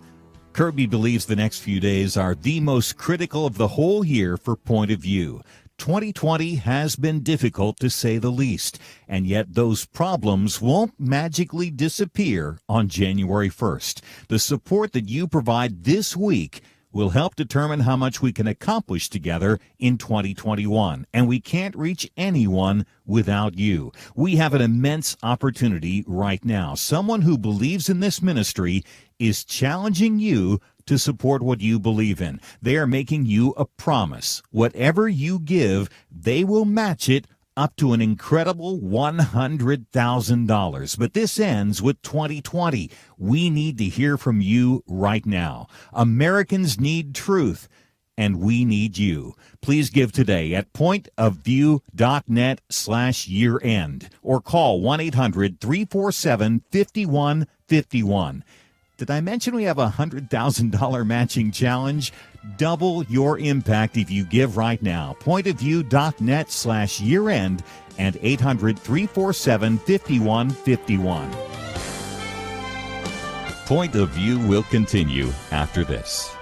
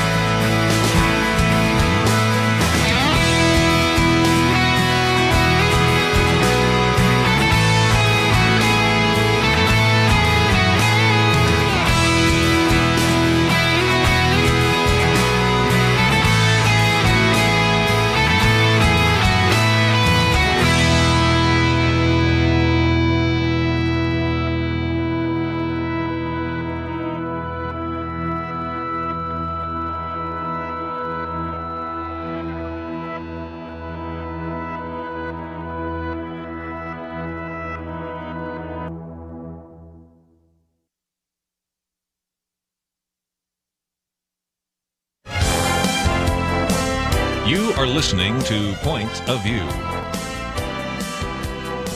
The opinions expressed on Point of View do not necessarily reflect the views of the management or staff of this station. And now, here again is Kerby Anderson. Time for final half hour. If you'd like to join the conversation, that number is 1-800-351-1212. And just as we are winding down today, recognize we'll have 2 more days before the end of the year. And tomorrow we'll be getting into some other issues. Chuck Bentley will be with us. We'll be talking about some of these issues financially, not the least of which is, does it make sense to be sending out $2,000 checks to everyone when not everyone needs them at a time when we're approaching, $28 trillion in debt? What does that mean? And so we'll get into that. I mentioned just a minute ago what happened in Georgia. Again, the election manager for Georgia actually said, no, we don't really have any kind of voter fraud, and found out that somebody using his address, the woman that he bought his house from, although she lives in Maryland, actually got a Georgia ballot and voted. And I'm sure that's not an isolated case. After all, there's only 11,799 votes that separate Joe Biden from Donald Trump. Let's move from Georgia, though, because we have listeners in Michigan, too. And you might have remembered I mentioned the other day Peter Navarro had developed this document, which now is being called the Immaculate Deception, in which he deals with about 600 key dimensions of election irregularities. Some apply more to certain states than others, but let's use Michigan for a minute, in which he says, well, there are about 379,000 potentially illegal ballots that he's identified in Michigan, which, by the way, is more than twice the alleged Joe Biden victory margin. These are 3 types of voter irregularities: outright fraud, dead voters, significant process foul in terms of failure to provide adequate voter identification, and then another one, significant statistical anomalies in terms of some of the inexplicable vote surges, which brings me to something else from Michigan, which in Michigan you may already know about, but our listeners in the other 36 states do not, and that is in Michigan, the Attorney General, that's Dana Nessel, a Democrat, says he wants to pursue action against attorneys who filed voter fraud lawsuits in Michigan, in particular about the Dominion voting system machines. She's going to file these complaints with the Attorney Grievance Commission based upon her belief that the lawsuits challenging the outcome for Biden contain intentional disinformation. Let me be clear. If somebody actually filed one that had intentional disinformation, that is one thing. But if indeed this was when they were looking at, for example, the audit of Dominion voting system or the more recent audit, which has been challenged, and I've said, well, again, maybe the audit was done poorly. It's possible. Let's go in and do another audit and allow other people that don't have any kind of vested ideas to do what they can to evaluate this, because what's at stake is not just this election, but future elections. And for some time, we've been trying to document through the various people we've had on this program, like John Fund and Hans von Spakowski and Eric Eggers and others, that voter fraud has been around. It has been less significant when there has been a landslide election. But given the fact that we're having so many close elections, both at the presidential level, like 2000, 2004, somewhat, certainly 2016, now 2020, that becomes even more significant. So if you'd like to join us, 1-800-351-1212, and let's go to Georgia and talk to Ben. Ben, thank you for joining us today here on Point of View. Hey, yeah, happy to be here. So what I just want to know is, looking all over this election, it seems like a lot of the lawsuits are failing, and that's kind of what I put my faith in. And now that all of these lawsuits are failing, some of the Trump employees themselves are saying there wasn't really fraud. I guess, what are the chances that everything's going to work out as Trump still believes it's going to work out? And what else is going to come up that's really going to sway everyone's mind? Yeah, and I don't think you're going to sway anybody's mind at this point. And that's why, even though we are going to be certainly watching what happens next Wednesday, which is January 6th, and I do believe that if indeed Representative Mo Brooks can get a senator, because right now he says he has about a dozen members of the House that are indeed willing to challenge the Electoral College vote. You do need at least a senator at this point. I don't know who that is. Maybe it's Rand Paul. Maybe it's Turbyville. Maybe it's, I don't know, maybe the It could be Ted Cruz. I'm not sure it's any of those, but if it is, that might be the case. But you're right. Many of these lawsuits were rejected simply because they didn't follow the right procedure. They didn't have standing, whatever. I've been thinking about even getting Ken Timmerman on the program because he went through looking at, I think there's 60 different lawsuits, and is able to look at all those lawsuits and live to tell about it. So I'll leave him to be the one that says most of these did not have anything close to what would be called an evidentiary hearing. So back to your point, are we going to change anybody's minds? That's becoming less and less likely. But I think I owed you the opportunity to at least mention that our good friend Louis Gohmert filed this case in the U.S. District Court. Where it goes from there, don't know, but we'll give you some update as we learn a little bit more about that. Let's go to Ed in Georgia. Ed, thank you for joining us today here on Point of View. Yes, hi. I'm calling out of Georgia. I'm a fair-minded and independent thinker. And I just find it hard to believe that there was mass voter fraud here in my state of Georgia. When you consider that the Secretary of State and the Republican is a Republican and voted for Donald Trump and supported Donald Trump. You got the Georgia governor, Republican, supported Donald Trump. And you have all these judges, some of them were put in there by Donald Trump, that threw out some of these cases. I mean, how can we have mass voter fraud if all of these things are happening?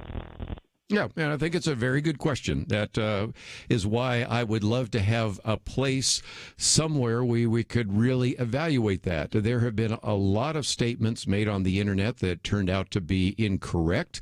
And again, a person can make allegations, but it's back to a very famous verse in the Old Testament that one person may sound right until another person has a chance to question them. And so I would love in an adversarial situation to have a serious, honest evaluation of some of these claims. Georgia, as an example, in which we've had a number of people have alleged that we've had a very significant number of people who were not in the state of Georgia who voted in Georgia. And I just gave you, of course, one example, but one example does not prove thousands. There are individuals alleging that a good number of individuals who were dead voted, so-called zombie voters. Again, let's go and check how many of those actually turn out to be the case. And then, of course, you have the other allegations that there were individuals who were underage, under the age of 18 that voted, all sorts of other allegations. Allegations don't overturn an election, but they are worthy of some consideration. So I think you're raising some good questions, and I would love to have a forum, wherever it would be, which maybe will happen next Wednesday, I don't know, that actually gives an opportunity to present some of the information and then to have another individual challenge it, because that's what we do in a court of law. We don't assume that you're guilty. If anything, we have the presumption of innocence, and it seems to me that we need to have some place where we can, instead of just dismiss all of the arguments, have an honest airing of those arguments, and I think that would make a lot of people a lot more comfortable about election integrity in the future.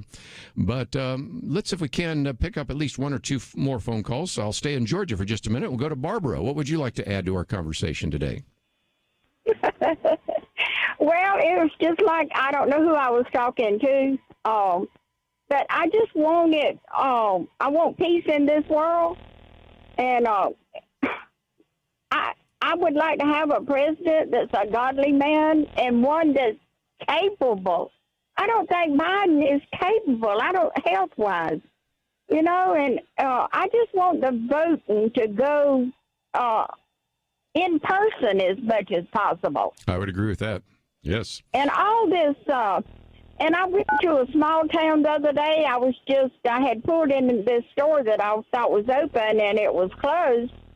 And they were there with their big bus and everything, and just trying, saying Black Lives Matter, when all lives matter. We're all created in the image of God. We're all created equal. And God don't see no color. He sees wrong, and it's time for Congress. We need a new Congress and a new Senate, I think. I do believe it is time maybe to pass out some pink slips, as I've said before. Some of those individuals have been there a little bit too long. So, yeah, I'd like some peace, too. And one of the reasons I want to bring some of these stories up here is so that at least you have a chance to hear them here. I would imagine the lawsuit I just mentioned a minute ago by Louis Gohmert pretty much isn't even being covered very well, if at all, by many of the mainstream press. And I think really hasn't been covered that well by some of the even conservative press. But we'll come back and take some more phone calls right after this.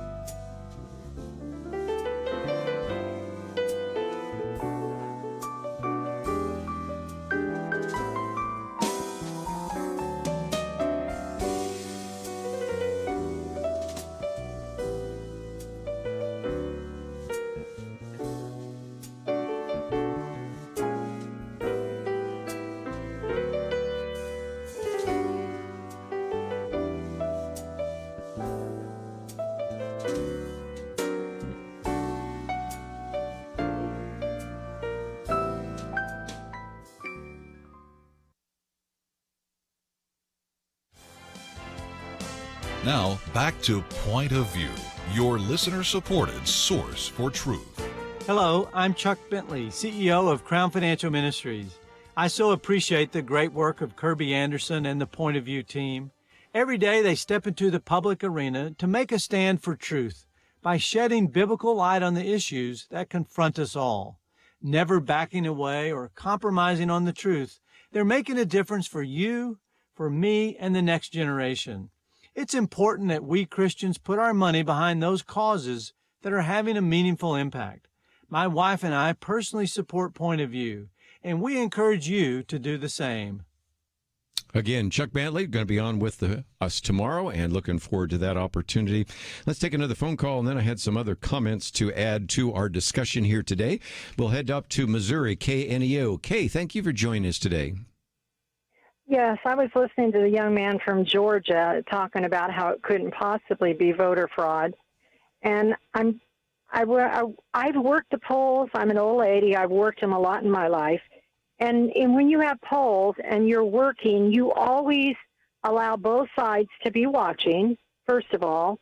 You also don't have things brought out from underneath a table, and then they got a video of the little one lady, and you can see her redoing and re-putting the same ballots back through.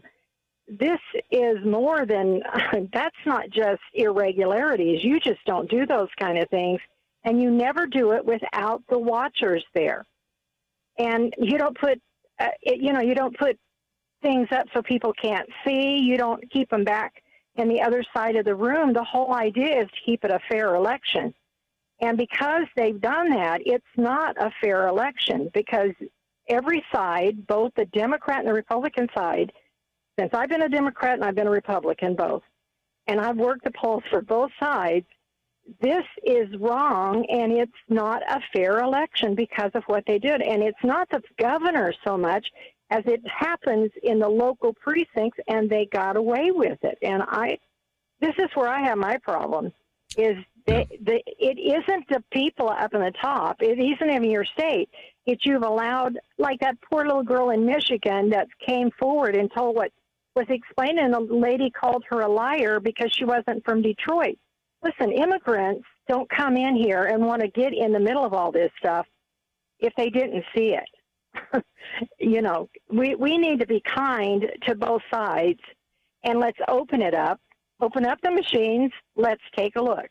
Sounds good to me. Just be honest. Yeah. That sounds good, and both sides ought to want that. I have Democrats in my family. They want it. Right. They're not happy with this. You don't have a lot of people right now that trust the election. And again, if my name was Joe Biden, I'd want to do all I can to try to have people believe that I was fairly elected. But Caleb, nothing else, thank you for being a poll worker. And I would encourage our listeners to do that and be poll watchers, because as again, I suspect we're going to have some interesting and robust debate next Wednesday, January 6th. And we will, of course, be covering that. And, of course, we'll see what happens to that particular lawsuit by Louis Gohmert. But just before we end, I thought I would end with a story that illustrates not only the cancel culture and the meanness of people that are social justice warriors, but even the evidence of, if you will, media bias, maybe a good justification for why you should support Point of View. And it has to do with the story of Mimi Groves. If you're not familiar with this, and many people have heard this individual who, when she was 15 years of age, did a Snapchat that had the N-word in it. But 3 years later, she was out encouraging people to support the Black Lives Matter movement, to protest, to donate, to sign a petition, rally, do something else. And at that point, somebody that had been a schoolmate who had been kind of lying in wait had actually posted the video, which she would obviously have disagreed with at that point. And that led to her, first of all, being completely vilified because it showed up on social media platforms, including TikTok, resulted in her losing her place on the university's cheer team and eventually being forced to withdraw from the University of Tennessee. Now she's just going to, I think, an online community college. And all of this was because of something she did at the age of 15. Well, Michael Brown says, there's no mercy, there's no redemption, there's no forgiveness in the cancel culture. And he says, could anybody have endured this? He says, when I was 15, I was a first-class jerk. I was stupid enough to try every drug. If social media had existed at that time, I'm sure I would have said some things and have been idiotic enough to post some of these rants and outbursts. But within 3 years, at the age of 18, he became a Christian. He read the Bible cover to cover 5 times, memorized more than 4,000 verses, decided to go off to college. Of course, he wouldn't have been able to go to college if they had pulled that social media video, but he was a different person. And he illustrates this by simply reminding us of how the cancel culture is so mean and vicious, and how social justice warriors, in this particular case, this young man who went out of his way to just kind of hold this video for 3 years and then to completely embarrass her and force her out of the University of Tennessee. Well, if that's not bad enough, not only was she vilified by the social media, she was really very much attacked by the New York Times. And this article by Ed Scarry in the Washington Examiner reminds us about the fact that the media is now calling for a time of racial reckoning. And in the article, they talk about the fact that this gives us a portrait of behavior that for generations have gone unchecked, in which black students said they have been subjected to ridicule. And Ed Scarry says, nonsense. This man that posted this was not ridiculed by Mimi Groves. He wasn't the intended recipient of the video. In fact, he waited 3 years with the video to even post it and then ruin her life. And then, interesting enough, this man that did post it acknowledged in the interview that, you know what, his father is white and his mother is black. And one time his white father used the N-word, and he and his sister actually pulled the father aside and explained to him that that was unacceptable even when joking around. And so they asked a real good question. Why couldn't he done that for Mimi Groves, but instead to go out there and just to attack her and really ruin her life? Well, you can read all about Mimi Groves, and you'll see, first of all, pretty good evidence of media bias that is something we're trying to avoid here at Point of View. You can also see the danger of the so-called cancel culture, and even the fact that some of these social justice warriors are out there to ruin a person's life instead of recognize that maybe 3 years later, when she was actually encouraging people to address this issue of racial reconciliation, that's the time when he springs it on her to pretty much drive her from the university. And so if nothing else, I hope that you will partner with us as we go into 2021. As we mentioned just a minute ago with Gary Bauer, it's going to be a real challenge. And I think we're up to the challenge, but we certainly need your financial support to bring the kind of news, information, commentary, guests, books, and other resources. And so even today, if you've learned a few things, maybe been encouraged, I hope that you will take the time as we go off the air to visit our website, which is pointofview.net. Click on that banner that says Give Now like never before, because we think you're going to need Point of View like never before. And as I mentioned the other day, we have a $100,000 matching fund. We are a long way away from actually being able to meet that. Giving is down compared to last year and given to the last couple of years. So if you can be one of those people that puts us over the top, that would be greatly appreciated. Also, as we go off the air, you can still call our pledge line, because there are people actually around the building right now that would be glad to take your phone call. That number is 800-347-5151. That's 800-347-5151. Of course, the website is pointofview.net. Tomorrow we'll get into some other issues in the news. I left a lot on the table, so we'll get to those with Ken Hutchcraft as well as with Chuck Bentley. Thank you, Andrew and Steve. See you back here tomorrow on Point of View.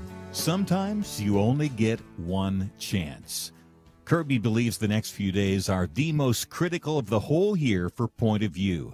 2020 has been difficult, to say the least, and yet those problems won't magically disappear on January 1st. The support that you provide this week will help determine how much we can accomplish together in 2021, and we can't reach anyone without you. We have an immense opportunity right now. Someone who believes in this ministry is challenging you to support what you believe in. They are making you a promise. Whatever you give, they will match it up to an incredible $100,000. But this ends with 2020. We need to hear from you right now. Americans need truth, and we need you. Please give today at pointofview.net/year-end or call 1-800-347-5151.